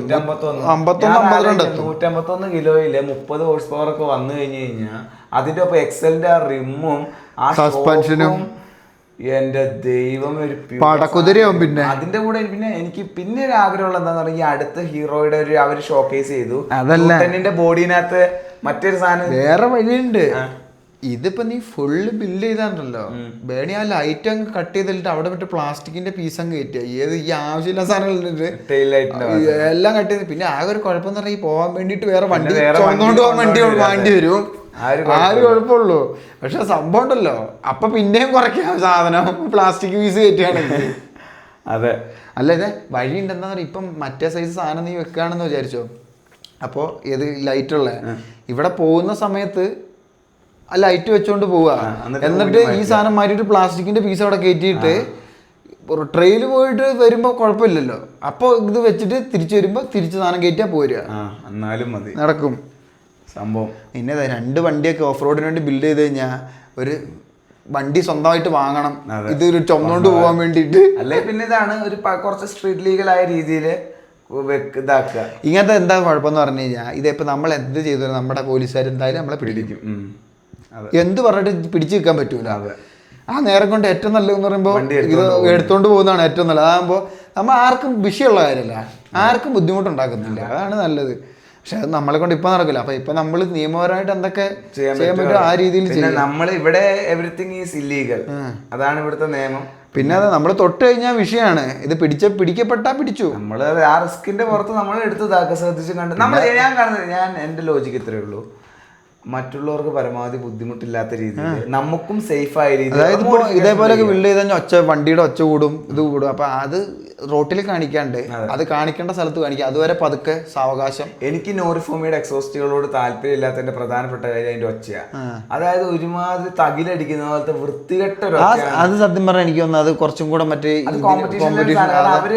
അവര് കോമ്പറ്റീഷൻ ചെയ്യുന്ന അതിന് ഇതാക്കുന്നത്. കാരണം ഹീറോയുടെ ഒഫീഷ്യൽ റാലി ബൈക്കുകൾ അവർ വിട്ടപ്പോ അതിലവർ വെച്ചിരിക്കുന്ന ഹീറോയുടെ ബ്രാൻഡിന്റെ നോറിഫോമിയുടെ എക്സോസ്റ്റാണ്. അപ്പോൾ അങ്ങനത്തെ ഇത് നമ്മൾ സ്ട്രീറ്റിൽ ഓടിക്കാന്ന് പറഞ്ഞു കഴിഞ്ഞാൽ അതിൽ വലിയ ഇതില്ല. പക്ഷെ മറ്റു സാധനം ഞാൻ ചോദിച്ചത് സൂപ്പർ ഒച്ചയല്ലേ മോട്ടോറിങ്ങിന്റെ, അതായത് സെയിം സ്റ്റോക്ക് ഒച്ചയിൽ ബേസ് കൂടി എങ്ങനെ ഉണ്ടാവും അതേപോലെ അത് കാണാനും വലിയ വൃത്തികേടില്ല. ഞാൻ ഇന്ന് ആഡം റീമാന്റെ ഒരു വീഡിയോ ഇന്ന് രാവിലെ കണ്ടപ്പോൾ പുള്ളി എക്സോസ്റ്റിനെ കുറിച്ച് പറയുന്ന ഒരു വീഡിയോയില് പുള്ളി എന്തുകൊണ്ട് എക്സോസ്റ്റ് നല്ലതെന്നുള്ള ഇത് പുള്ളി പറയുന്നൊരു കാര്യമുണ്ട്. നല്ല ഇതിനെക്കുറിച്ച് ഐഡിയ ഉള്ള നല്ല ഇതായിട്ടുള്ള കമ്പനികൾ ഇറക്കുന്ന എക്സോസ്റ്റുകൾ പൊതുവെ 90 dB താഴെ ഒച്ച ഉണ്ടാവത്തുള്ളൂ മാക്സിമം പോയി കഴിഞ്ഞാൽ. അത് മാത്രമല്ല അതിനെന്ന് പറഞ്ഞാൽ നല്ല ട്യൂണും ഉണ്ടാവും, അത് ട്യൂൺ ചെയ്തിട്ടായിരിക്കും വരുന്നത്.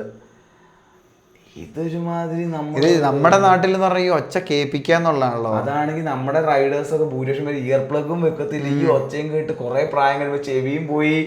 അതിനെന്തോ ഒരു പേര് പറയായിരുന്നല്ലോ, ടെറ്റനസ് അല്ല അങ്ങനെ എന്തോ ടി വെച്ചാ തുടങ്ങുന്നത്. എന്താ സംഭവം അത് നോക്കണല്ലോ. ഞാൻ കഴിഞ്ഞ ദിവസം ഇതിനെപ്പറ്റി കേട്ടായിരുന്നു. ടെൻഡനൈറ്റിസ് അല്ല അതന്നെ എന്തോ നൈറ്റിസ് എന്താണ് ഞാൻ നോക്കട്ടെ.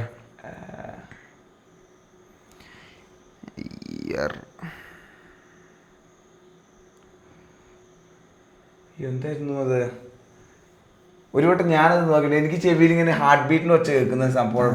അപ്പൊ ഞാനത് അടിച്ചു, എന്തായിരുന്നു അതിന് പറയുന്നേ? അയ്യോ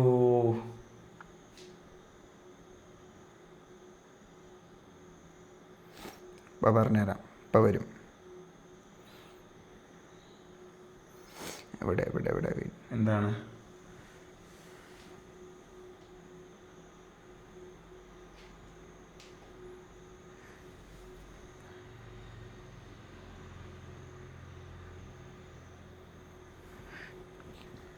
അല്ല എന്താണേലും ഞാൻ ഇതാണ്, അതായത് നമ്മളൊരു സംഭവം ഒന്നും ലീഗലല്ല. ഇവിടെ ലീഗലായിട്ട് ചെയ്യാൻ പറ്റുന്ന സാധനങ്ങളുണ്ട്, അതൊക്കെ ഒരു മോഡിഫിക്കേഷൻ ആണെന്ന് ചോദിച്ചു കഴിഞ്ഞാൽ എനിക്ക് തോന്നിയിട്ടുമില്ല.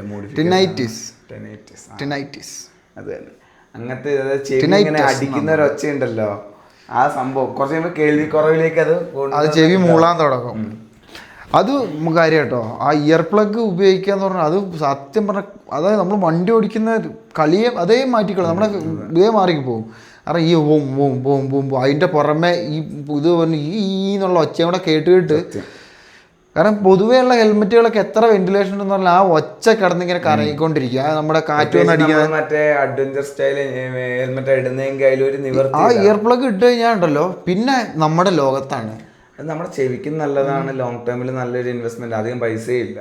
നമ്മൾ ഇത്ര 5, 8, 10 മണിക്കൂർ നിർത്താണ്ട് ഓടിക്കുന്ന സമയത്ത്, കണ്ടിന്യൂസ് ആയിട്ട് ഓടിക്കുന്ന സമയത്ത് ഇത് വെച്ചില്ലെങ്കിൽ, അത് വെച്ചിട്ട് അത് ഊരി മാറ്റിയിട്ട് കുറച്ച് ദൂരം ഓടിക്കുമ്പോഴാണ് നമുക്ക് ആ ഒരു എന്തോരം വ്യത്യാസം നമുക്ക് മനസ്സിലാവുന്നത്. അപ്പോൾ ഇതല്ലേ അങ്ങനെ ഓടിക്കുന്ന ആൾക്കാർ ഇപ്പോൾ ഓഫ് റോഡ് ഓടിക്കാനുള്ള തന്നെ ചെയ്യണം. കാറ്റില്ലാതെ ആ സമയത്ത് വണ്ടിയുടെ ഒച്ചയായിരിക്കും. എന്ത് തോന്നുന്നു, മറ്റേ ഈ 421 ഇറങ്ങാൻ പോകുന്നുണ്ടല്ലോ, ഏകദേശം 46-45 bhp അടുത്ത് പവർ ഉണ്ടാവുന്നതാണ് അവർ പ്രെഡിക്റ്റ് ചെയ്യുന്നത്. ആ എഞ്ചിൻ ഇതിലേക്ക് സ്വാപ്പ് ചെയ്ത് എങ്ങനെ ഉണ്ടാവും? ഡയറക്റ്റ് എല്ലാ ഇതടക്കം ഇതിനകത്ത് കയറുമോ? ഇതിനകത്ത് കയറുമോ? അതിന് കയറ്റേണ്ടി വരുമല്ലേ? കയറ്റേണ്ടി വരും. എടാ ആ എഞ്ചിൻ കിട്ടണമെങ്കിൽ നമ്മൾ വണ്ടി വേറെ വാങ്ങണം. വണ്ടി വാങ്ങിയാലേ നടക്കുള്ളൂ. ഗ്രേറ്റ് എഞ്ചിൻ കിട്ടൂല, എനിക്ക് തോന്നുന്നില്ല കിട്ടുള്ളൂ. അതിന്റെ ഗ്രേറ്റ് എഞ്ചിനൊക്കെ കിട്ടുകയാണെങ്കിൽ, അല്ലെങ്കിൽ വല്ല ആക്സിഡന്റ് ആയ വണ്ടിയുടെ കിട്ടണം. അത് അങ്ങനെ നോക്കണം. അയ്യോ 45 bhp വിറച്ച തൂറി പോകും. അങ്ങനെയൊക്കെ ചെയ്ത് കഴിഞ്ഞാൽ എന്തായാലും നമ്മള് പിന്നെ വണ്ടി ഇറക്കൂല, പിന്നെ ചുവന്നുകൊണ്ട് പോവാന്നല്ലാണ്ട് വേറെ നിവൃത്തിയില്ല. ഒരു വഴിക്ക്, അതായത് ഒരു വഴി പോയിട്ട് ഇങ്ങനെ ലൂപ്പ് അടിച്ച് വരാൻ പറ്റൂല. ഒരു വഴിക്കേ പോവാ, അതേ വഴിക്ക് തിരിച്ചിറങ്ങി വരും. ഞാനൊക്കെ എന്ത് പവറായിരിക്കാ വണ്ടിക്ക് ആലോചിച്ച് നോക്ക്. അല്ലെങ്കിൽ 390 എഞ്ചിൻ കയറണല്ലേ, മറ്റവൻ ഹിമാലയന് കയറ്റുമല്ലോ അല്ലേ. 390 എഞ്ചിൻ സ്വാപ്പ് ചെയ്യണം. ഇവിടെ ആയിരിക്കും. നമ്മുടെ അവിടെ നിന്ന് അങ്ങനത്തെ നിയമങ്ങൾ മാറില്ല. ഈ കമ്പനിക്കാർ മൊത്തം രാഷ്ട്രീയക്കാരെ ലോബി ചെയ്ത് വെച്ചിരിക്കുക നിയമങ്ങൾ അവരുടെ വഴിക്കാക്കാൻ. അതുകൊണ്ട് നമ്മുടെ നാട്ടിൽ ഇതൊന്നും നടക്കൂല. നമ്മുടെ നാട്ടിൽ അങ്ങനത്തെ ഒരു സംസ്കാരമില്ല. ഇത് സ്വന്തം വണ്ടി അടിച്ച് പണിഞ്ഞൊരു ശീലം ഇല്ലാത്തതുകൊണ്ടുള്ള വിഷയമാണ്. അതുകൊണ്ടാണ് ബാക്കി അമേരിക്കയിലും ബാക്കിയുള്ള സ്ഥലത്ത് ഈ കാര്യങ്ങൾ നടക്കും. അതെ, അമേരിക്ക, ഓസ്ട്രേലിയ, ഇവിടെയൊക്കെ നടക്കും കാര്യങ്ങൾ. നമുക്ക് എഞ്ചിൻ മാറ്റി വെക്കാൻ പറ്റും വണ്ടിയിൽ. കാരണം എന്താ, അവരുടെ നാട്ടിൽ അവർ പണ്ട് തൊട്ടേ ഇത് ചെയ്ത് ശീലമുള്ളതുകൊണ്ട് അവർക്ക് വിഷയമില്ല. അതെ, നമ്മുടെ ഇവിടെ എഞ്ചിൻ മാറ്റി വെച്ച് കിടക്കുന്ന വണ്ടികളുണ്ട്, കണ്ടിട്ടുണ്ടോ? പഞ്ചാബിൽ ഒരു സൈസ് വണ്ടി ഉണ്ട്, നമ്മുടെ മറ്റേ ഡീസൽ ജനറേറ്ററിന് അടിക്കുന്ന ആ സാധനം, മിഷ്യൻ വെച്ചിട്ട് പോകുന്ന സാധനം, കരിമ്പുണ്ട് വന്ന സാധനം, സ്കൂട്ടർ പോലെ ഓടിച്ചു മല്ലൂസിങ്ങിനകത്തുള്ള വണ്ടിയിലെ അത് തന്നെ ഡീസൽ ജനറേറ്ററിന്റെ സാധനം വെച്ചിട്ട് അത് നടക്കും. അതന്നെ, അത് അവരുടെ അടുത്ത് കിടക്കും. പിടിച്ചാൽ കിട്ടൂലേ, ചോദിക്കാൻ ചെന്ന് ചിലപ്പോൾ വെട്ടിക്കൂട്ടും. അതുകൊണ്ടാ അല്ല ഞാൻ ആലോചിക്കും അതൊക്കെ പിന്നെ 1 ലക്ഷം രൂപ ഇൻവെസ്റ്റ് ചെയ്ത് കഴിഞ്ഞാൽ 390 എഞ്ചിനോ സുഖമായിട്ട് സ്വാപ്പ് ചെയ്യാൻ പറ്റും ഈ വണ്ടിയിലേക്ക്. ഷാസിക്ക് അത്ര സ്ട്രെങ്ത് ഉണ്ടാവുമോ ഈ വണ്ടിക്ക്? ഉണ്ടോ? അല്ല, നമ്മൾ വേറെ കൊടുക്കേണ്ടി വരുമായിരിക്കും, വേറെ എന്തെങ്കിലുമൊക്കെ സപ്പോർട്ട് കൊടുക്കേണ്ടി വരുമായിരിക്കും. വേറെ എന്താ ഈ ഇതിന്റെ ഈ പവർ അല്ല, ഇത് ഇങ്ങനെ നീളത്തിലാണല്ലോ പവർ പോകുന്നത്, അപ്പോൾ കുഴപ്പമുണ്ടാവില്ലായിരിക്കും. 46 HP ഡേർട്ട് ബൈക്ക് എൻ്റെ പൊന്നോ അവിടെയായിരിക്കും. അല്ലേ പിന്നെ മറ്റേത് വാങ്ങാം, എന്ത് എൻഡ്യൂറോ. അല്ല എൻഡ്യൂറോ വേണ്ട, എൻഡ്യൂറോ വെയിറ്റ് കൂടുതലാണ് ഭയങ്കര. മറ്റേ സാധനം ഇട്ടു ഡ്യുവൽ സ്പോട്ട്. അത് ശരിയാ. ഞാൻ ഇന്ന് ഈ ഒരു ഇതിന് കാരണം എനിക്ക് എക്സ്പൾസിന്റെ ഷാസിയും സസ്പെൻഷന്റെ ഒരു കോമ്പിനേഷൻ ഭയങ്കര ഇഷ്ടമാണ്. പക്ഷെ അപ്പോഴേക്കും നമ്മൾ ഇതിന്റെ എഞ്ചിന്റെ വെയിറ്റ് വരുമ്പോഴേക്കും മൊത്തത്തില് ആ വണ്ടിക്കും ഈ 390ക്ക് 170 കിലോയേ ഉള്ളൂ. അല്ല ഇത് ബജാജുകാരല്ലോ. 390യുടെ എഞ്ചിന് 170 കിലോയേ ഉള്ളൂ. ഹീറോക്കാരായിരിക്കും, അത് ബജാജ് ആണല്ലോ ബജാജ് ഇറക്കുന്നത്. ഞാൻ പറയുന്നത് അതൊരു ആക്സിഡന്റ് ആയ വണ്ടി വാങ്ങാൻ. നമ്മളിത് ഫുള്ള് ഇല്ലീഗൽ, അതൊക്കെ ഫൈനലാണ്. അവസാനത്തെ കളി ഒരു ഇടിച്ച വണ്ടിയുടെ എഞ്ചിൻ അങ്ങ് ഊരുക, എഞ്ചിനും മറ്റേ ഇത് ഊരുക, എന്താ ഗിയർ ബോക്സും കാര്യങ്ങളൊക്കെ ഊരി മാറ്റുക. ഒരു നല്ല കഴിവുള്ള കണ്ടുപിടിക്കണം ഇന്ത്യയിൽ ആരും ഇത് ചെയ്യാൻ. അല്ലെങ്കിൽ നമ്മൾ കഴിവുണ്ടാക്കുക, അങ്ങ് പണിയ പറയുന്ന രീതിയിൽ പണിത് ശരിയാക്കുക. നമ്മൾ തന്നെ R&D കഴിയുക. മറ്റേ പുള്ളി ചെയ്ത പോലെ മറ്റേ നമ്മൾ ചെയ്ത് കഴിഞ്ഞാൽ അത് R&D ആയിരിക്കും, pure R&D, research and development ആണ്. നമുക്ക് റിസർച്ച് എടുത്ത് ഡെവലപ്പ് ചെയ്യാണ് സാധനം. മറ്റേ ഹിമാലയൻ മറ്റേ വിദേശത്തൊരു പുള്ളി ചെയ്തല്ലോ ഇപ്പൊ, ഏത് അതേപോലെ അല്ലേ ആയിരിക്കും. അതല്ലേ നമ്മളങ്ങനെ R&D അങ്ങ് നടത്താം. സംഭവം ഉഷാറായിക്കോ. എന്റെ പൊന്നെ ആലോചിക്കാൻ വയ്യ, വിറച്ച് തൂറിപ്പോവും നമ്മള്. അമ്മാതിരി വെയിറ്റ് പറഞ്ഞ വണ്ടിയിൽ വന്നാലേ പിന്നെ കൊടുക്കുമ്പോ അത് ആ സ്പ്രോക്കറ്റ് 47 ടീത്തൊക്കെ ആക്കിയ പിന്നെ ഇതായിരിക്കും മൊത്തം വണ്ടി നിലത്ത്. അതൊക്കെ നമുക്ക് അതിനനുസരിച്ച് ഗിയറിങ്ങും ഇതൊക്കെ നമ്മൾ പിന്നെ ഫുൾ എഞ്ചിനീയറിംഗ് ചെയ്തേ പറ്റുള്ളൂ. എഞ്ചിനീയറിംഗ് പഠിക്കേണ്ടി വരും. ആ ഒരു ലെവലിലേക്ക് വന്നു കഴിഞ്ഞാൽ പിന്നെ ഞാൻ എന്താന്ന് പറഞ്ഞു കഴിഞ്ഞാൽ അപ്പൊ പിന്നെ ഞാൻ ഈ ഹെഡ്ലൈറ്റ് പോലെ എല്ലാ ഊരും പ്യുവർ ഓഫ് റോഡ് പോലെ സാധനം ഫ്രണ്ടിലെ കുഞ്ഞ് ഫെയറിങ് മറ്റേ ചെറിയ സാധനം ഉണ്ടല്ലോ അതങ്ങ് വെക്കും, പക്ക ആ രീതിയിലേക്ക് അങ്ങ് മാറ്റും. ടാങ്കും എനിക്ക് ആഗ്രഹമുണ്ട്. കാരണം ഞാൻ കഴിഞ്ഞ ദിവസം പോലെ മറ്റേ ഹീറോയുടെ എക്സ്പൾസിന് ഈ 210ന്റെ ബോഡിനകത്ത് കുറച്ചും കൂടെ ഓഫ് റോഡ് സ്പെഷ്യൽ ആയിട്ടൊരു വണ്ടിയുടെ ഞാൻ ഇത് കാണിച്ചിട്ടില്ല. ചെറിയ ടാങ്ക് ആക്കിയിട്ട് പക്ക റാലി സീറ്റ് ഒക്കെ വെച്ചിട്ട് ഒരു ബൈക്ക് ഞാൻ കാണിച്ചിട്ടില്ല. എനിക്ക് ഓർമ്മയില്ലടാ, ഞാനൊരു വണ്ടി കാണിച്ചു തന്നെ, ചെറിയ ടാങ്ക് ആയിട്ടുള്ള അങ്ങനത്തെ ഒരു സാധനത്തിൽ മോഡിഫിക്കേഷൻ ഒക്കെ ചെയ്ത് ചെറിയ ടാങ്ക് ആക്കി. അപ്പൊ പിന്നെ കുറച്ചുകൂടെ വെയിറ്റ് നാരോ ആയിട്ടെ, അപ്പോഴേ കുറച്ചുകൂടെ വെയിറ്റ് കുറയ്ക്കാം, വണ്ടിയുടെ പെർഫോമൻസ് പിന്നെയും കൂടും, പിന്നെ അലക്കി പോവാം വണ്ടി. അതെ, ഇതാണ് ഇപ്പോ എന്റെ ഒരു ആഗ്രഹം. ഡർട്ട് ബൈക്ക് ബിൽഡാണ് പക്ക ഓഫ് റോഡിങ്. അവസാനം വർഷം ഒരു 3, 4, 5 വർഷങ്ങൾക്ക് അങ്ങോട്ട് നോക്കുമ്പോ ഈ വണ്ടി വെറും ഒരു ഡർട്ട് ബൈക്കായി മാറും. അതെ, ഇപ്പൊ ഇതൊരു എന്റെ ഒരു ഹൈബ്രിഡ് വണ്ടിയാണ്. ഓഫ് റോഡിങ്ങും വീക്കെൻഡ്സിൽ ഓഫ് റോഡിങ്ങും, സമയം കിട്ടുമ്പോൾ ട്രാവലും പിന്നെ ഡെയിലി യൂസും ഇതിന്റെ വണ്ടിയാണ്. പക്ഷെ എന്റെ ലക്ഷ്യം പതുക്കെ രൂപം മാറ്റം വന്ന് ഇത് ബെന്ന് മാറ്റിയോ അല്ലെ ഒരു കുതിര, ഒരു കാട്ടു കുതിരയായി. അതായത് 0-ൽ നിന്ന് 1-ലേക്ക് എത്തിച്ച് ഞാൻ കണ്ട ഇങ്ങനത്തെ ഒരു സംഭവം കണ്ടത് ബെന്ന് മാത്രമേ ഉള്ളൂ റിയൽ ലൈഫില്. പുള്ളി 6-7 വർഷം കൊണ്ടല്ലേ ബിൽഡ് ചെയ്തെടുത്ത. അങ്ങനെ ഞാനും അതാ വിചാരിക്കുന്നത്, ഒരു 5 വർഷം കൊണ്ട് മുന്നിലേക്ക് ഇതൊരു ഞാൻ പറഞ്ഞില്ലേ ഒരു പ്യുവർ ഡേർട്ട് ബൈക്ക്, കാട്ടുകുതിര, അതാണ് പേര്, കാട്ടുകുതിര. ഇന്ത്യയിൽ ആരും കാണാത്ത രീതിയിലുള്ള ഒരു സാധനം ഉണ്ടാക്കുന്നത്. അതാണ് അത് നടക്കും. അപ്പോഴേക്ക് ഞാൻ വരും എൻ്റെ ഹിമാലയനിൽ എഴഞ്ഞ് തുഴഞ്ഞ് വരും. അല്ല, നമുക്ക് ഞാൻ മനസ്സിലാക്കിയ കാര്യം സ്കില്ല് നമുക്ക് ഡെവലപ്പ് ചെയ്യാൻ പറ്റുന്ന കാര്യമില്ല, പ്രാക്ടീസ് ചെയ്യുക എന്നുള്ളതാണ്. എനിക്ക് പൊന്നനെ ബാക്കോട്ട് വലിക്കുന്ന ഒരു പ്രധാനപ്പെട്ട കാര്യം, പൊന്നൻ എന്നെ അപേക്ഷിച്ച് 2 വട്ടം പൊന്നനെ അപകടം സംഭവിച്ചിട്ടുണ്ട്. അപ്പൊ പൊന്നൻ കുറച്ചും കൂടെ എന്നെക്കാട്ടിലും സേഫ്റ്റിയാണ് പൊന്നെ പ്രയോറിറ്റി ചെയ്യുന്നത്. എനിക്ക് സേഫ്റ്റിയുടെ ഒരു മൈൻഡ് ഇല്ല. എല്ലാ കാര്യത്തിലും പൊന്നൻ കുറച്ച് സേഫ് ആയിട്ട് ഞാൻ എനിക്ക് എല്ലാം കഴിഞ്ഞു കഴിയുമ്പോഴാണ് എനിക്ക് തലയിൽ സംഭവിക്കുന്നത് എന്ത് റിസ്ക്കാ ചെയ്തേന്നുള്ളത്. പക്ഷെ എനിക്ക് വേറെ കാര്യമുണ്ട്, എനിക്ക് അത് പോയി എനിക്ക് അന്നത് അപ്പത്തെ പേടി പിന്നെ ഒരു വട്ടം കൂടെ പോകണം എന്നൊരു എനിക്ക് പിന്നെ ഇതില്ല, എനിക്കത് മതിയാവുന്നു, എനിക്ക് നേരെ തിരിച്ചാ. അപ്പൊ അതാണ് ഞാൻ നോക്കിയിട്ട് നമുക്കിനി എന്താന്ന് പറഞ്ഞാൽ നമുക്കിനി അടുത്തത് വണ്ടിയുടെ ഒക്കെ നമ്മൾ പറഞ്ഞു, എന്തായാലും സമയം എടുത്ത് ചെയ്യേണ്ടത്. നമുക്ക് ഇനിയുള്ള പതിയെ നമുക്ക് ഗിയേഴ്സ് അപ്ഗ്രേഡ് ചെയ്ത് വരണമെന്നാണ് എൻ്റെ ഒരു ആഗ്രഹം. അത് ഞാൻ പറയുമ്പോൾ അടുത്തൊരു ടോപ്പിക്കിൽ നമുക്കത് സംസാരിക്കാം. കാര്യമായിട്ട് മാറ്റേണ്ട, കാരണം നമുക്ക് യാത്ര ചെയ്യുമ്പോഴും വേണം. കാരണം നമ്മൾ ഈ ഒരു സെഗ്മെന്റിൽ നമ്മൾ ന്യൂബുകളാണ്, അതായത് നമുക്ക് അതല്ല വാങ്ങാനുള്ള സമയം. നമ്മളിപ്പോൾ 5 വർഷമായിട്ട് ആ ഗ്ലൗസും ഹെൽമെറ്റും മാത്രമേ ഉള്ളൂ. അതെ, നമുക്ക് ദൈവം സഹായിച്ച അപകടമൊന്നും സംഭവിക്കാത്തതുകൊണ്ട് നമുക്കിതിൻ്റെ ഒരു ആവശ്യകത തോന്നിയിട്ടില്ല. പക്ഷേ ഇനിയിപ്പോൾ വാങ്ങേണ്ട സമയം, കാരണം നമ്മൾ അഭ്യാസം കാണിക്കാൻ തുടങ്ങുന്ന സമയത്ത് ഇനി കയ്യും കാലും പോകാൻ തുടങ്ങും. അതെ, കാരണം ഞാൻ ട്രെയിനിൽ ഇപ്പോൾ ഓടിച്ച് എനിക്ക് ആദ്യമൊക്കെ ഞാൻ 10, 15, 20 സ്പീഡിലൊക്കെ ഓടിക്കും. എനിക്കിപ്പോൾ 40 വരെ ഓടിക്കാൻ പറ്റുന്നുണ്ട്. അപ്പോൾ സ്കില്ല് ഡെവലപ്പ് ചെയ്യുന്നതിൻ്റെ കൂടെ റിസ്ക് കൂടിക്കൊണ്ടിരിക്കുകയാണ്. അപ്പോൾ അതിനനുസരിച്ച് ഗിയർ മാറണം. എന്തായാലും നല്ലൊരു പൈസ വരും. അപ്പോൾ ഏറ്റവും കുറഞ്ഞത് തന്നെ ഞാൻ നോക്കിയപ്പോൾ എനിക്ക് മനസ്സിലായത് നമുക്ക് ഒരാൾക്ക് ഏകദേശം എല്ലാം കഴിഞ്ഞിട്ട് റൈനോക്സിൻ്റെ മൊത്തം 15,000 രൂപ, ജേഴ്സിക്ക് 2-നും കൂടെ ഒരു 5,000 രൂപ, അപ്പോൾ 20,000 രൂപ, ബൂട്ടിന് ഏറ്റവും കുറഞ്ഞതിന് 13,000 രൂപ വരും MX ബൂട്ടിന്. അപ്പോൾ ഇപ്പം തന്നെ എത്രയായി? 33,000. ഹെൽമെറ്റിന് 7,000-8,000 രൂപ, 7,500 രൂപ വരും. ഗോഗിൾസിന് അപ്പോൾ 9,000 രൂപ. അപ്പോൾ ഒരു 25,000 അല്ല 25,000 അല്ലല്ലോ, നീ ഇപ്പോൾ കൂട്ടിപ്പോൾ എത്രയായി? ഏകദേശം നല്ലൊരു ഓഫ് റോഡ് സാധനം വേണമെങ്കിൽ ഒരു 40 രൂപയ്ക്ക് അടുത്ത് വേണ്ടി വരും. കാരണം ബൂട്ടിനാണ് പൈസ. ഞാൻ എന്താ വിചാരിക്കുന്നത് അറിയാം, ഞാൻ ആ റൈനോക്സിന്റെ സാധനത്തിലേക്ക് പിന്നെ പോകുന്നു, കണ്ണു പോകും, എൻ്റെ കണ്ണ് അതിലേക്ക്. ഞാൻ പറഞ്ഞേ എന്താണെന്നറിയോ, അത് എടുക്കാനുള്ള ഗുണം എന്ന് പറഞ്ഞു കഴിഞ്ഞാൽ നമുക്ക് മറ്റേ ഔട്ടർ ഷെല്ല് മാത്രം വാങ്ങിയിട്ട് നമുക്ക് ജേഴ്സി നമുക്ക് മറ്റേ റൈഡിന് ഇതിന് ഉപയോഗിക്കാം, റോഡ് പോകുമ്പോൾ ഉപയോഗിക്കാം ഈ സാധനം. അല്ല, ഞാൻ ഓഫ് റോഡിങ്ങിന്റെ ഒരു ഇതിൽ പറയുമ്പോൾ ആ സാധനം വാങ്ങിച്ച് ജേഴ്സി അങ്ങ് വാങ്ങിച്ചില്ല. പിന്നെ ഷിൻഗാർഡ് അവരുടെ 3,500 രൂപ അത് വാങ്ങുക, എൻഡൂറോ ബൂട്ട് വാങ്ങുക, ഹെൽമെറ്റ് വാങ്ങുക. ബൂട്ടിനായിരിക്കും പൈസ ആകുമ്പോൾ, ബൂട്ടിനാണ് ഏറ്റവും പൈസ ആവുക. ഇത് വാങ്ങുമ്പോൾ എനിക്ക് മനസ്സിലായി നമുക്ക് അടിസ്ഥാനമായിട്ട് മെയിൻ വേണ്ട 3 സാധനങ്ങൾ: തല, കാല്, മുട്ട്. ഈ 3 സാധനമാണ് ബേസിക് വേണ്ടത്. കാരണം ഇവിടെ 3 മെയിൻ ഇമ്പാക്ട് വരുന്ന സാധനങ്ങൾ, അപകടം കൂടിയ. അത് കഴിഞ്ഞിട്ട് നെക്സ്റ്റ് അതെന്താന്ന് പറഞ്ഞു കഴിഞ്ഞാൽ ഈ ഭാഗത്തൊക്കെ പറ്റിക്കഴിഞ്ഞാൽ നടക്കാൻ പറ്റൂല. കൈക്കൊക്കെ എന്തെങ്കിലും പറ്റി എങ്ങനെയും കുത്തി എണീറ്റ് നമുക്ക് നടക്കാൻ പറ്റും, അതാണ് കാര്യം. പിന്നെ വരുന്നതാണ് കയ്യും,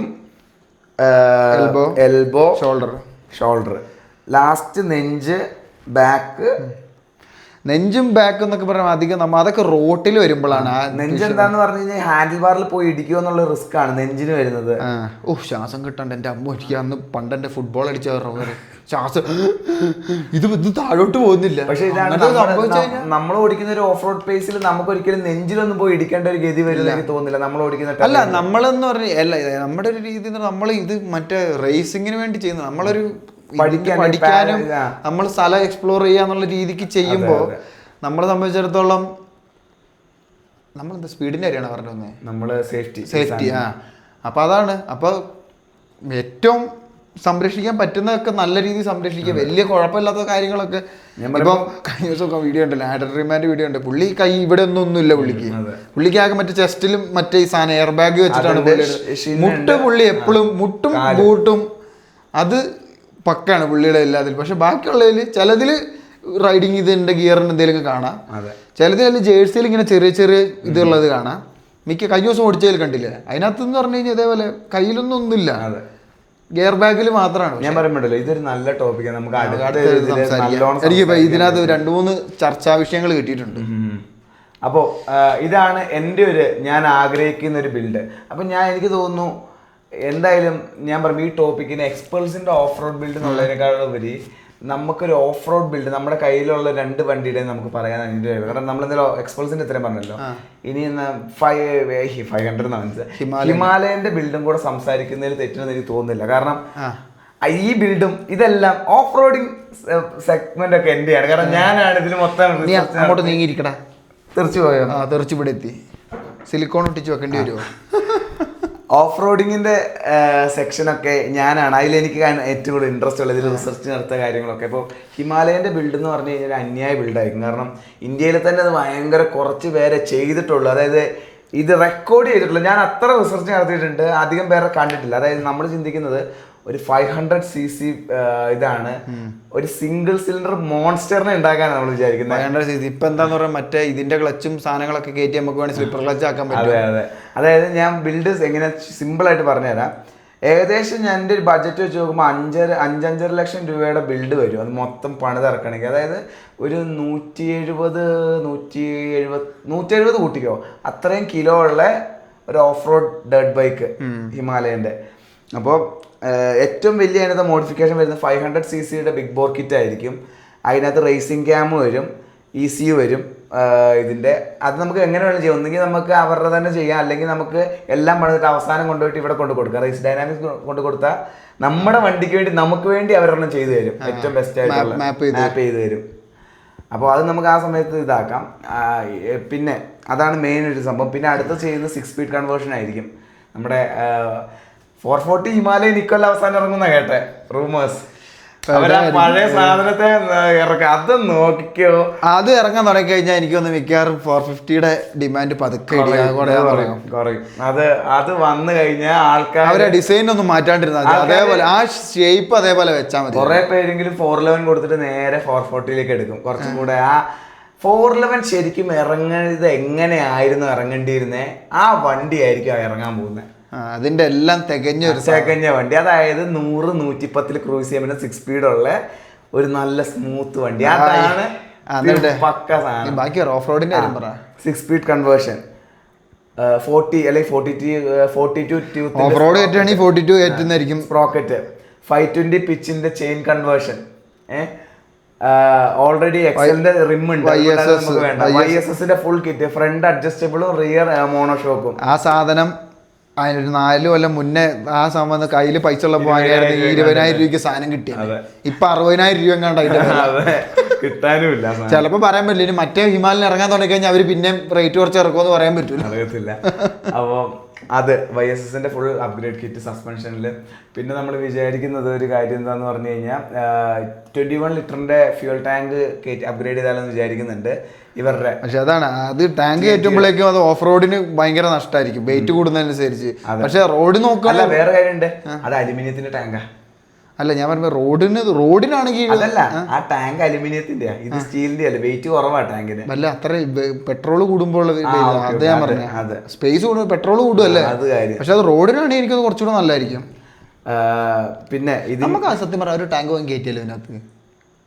ഏതാ ടാങ്കോ? 32,000 രൂപ ടാങ്കിന്. അവരതിന് ആ ടാങ്കിന് മാത്രം അത്രയാ പറഞ്ഞത്. അതവർ ഇൻസ്റ്റാൾ ചെയ്യുന്നതിന് കൂടെ കൂട്ടിയിട്ടല്ല പറഞ്ഞത്. എന്നാലും ഏകദേശം അത്രയും വരും. ആ പൈസക്ക് നമുക്ക് എന്തൊക്കെ ചെയ്യാം. പിന്നെ ഡെവിളിന്റെ full system exhaust, DNA air filter with stage 2 ഇത് ഓപ്പൺ ആയിട്ടുള്ള പ്ലേറ്റ്. അതല്ലേ നമുക്ക് മുറിച്ച് നമുക്ക് സ്റ്റേജ് 2 ആക്കാം. സ്റ്റേജ് 2 അല്ല, സ്റ്റേജ് 1.5 ആക്കാം. ഇറീഡിയം പ്ലഗ് അതിനകത്ത് ഇരിക്കുന്നുണ്ട്. ഞാൻ വിചാരിക്കുന്ന ഒരു കാര്യം, ഇനി നമുക്ക് അടുത്തൊരു ഇറീഡിയം പ്ലഗ്, ഇറീഡിയത്തില് ഡബിൾ ഇറീഡിയം പോയിന്റ് വരുന്നുണ്ട്. അതായത് മേലെ ഇറീഡിയം താഴെ ഇറീഡിയം വരുന്നുണ്ട്. അത് അപ്ഗ്രേഡ് ചെയ്തിട്ട് അതിന്റെ കൂടെ NGKയുടെ മറ്റേ ഇഗ്നിഷൻ കേബിൾ അല്ലെങ്കിൽ കോയിലും കൂടെ കയറ്റിയാലോ എന്നാണ് ഞാൻ വിചാരിക്കുന്നത്. അത് ഇതാക്കുക.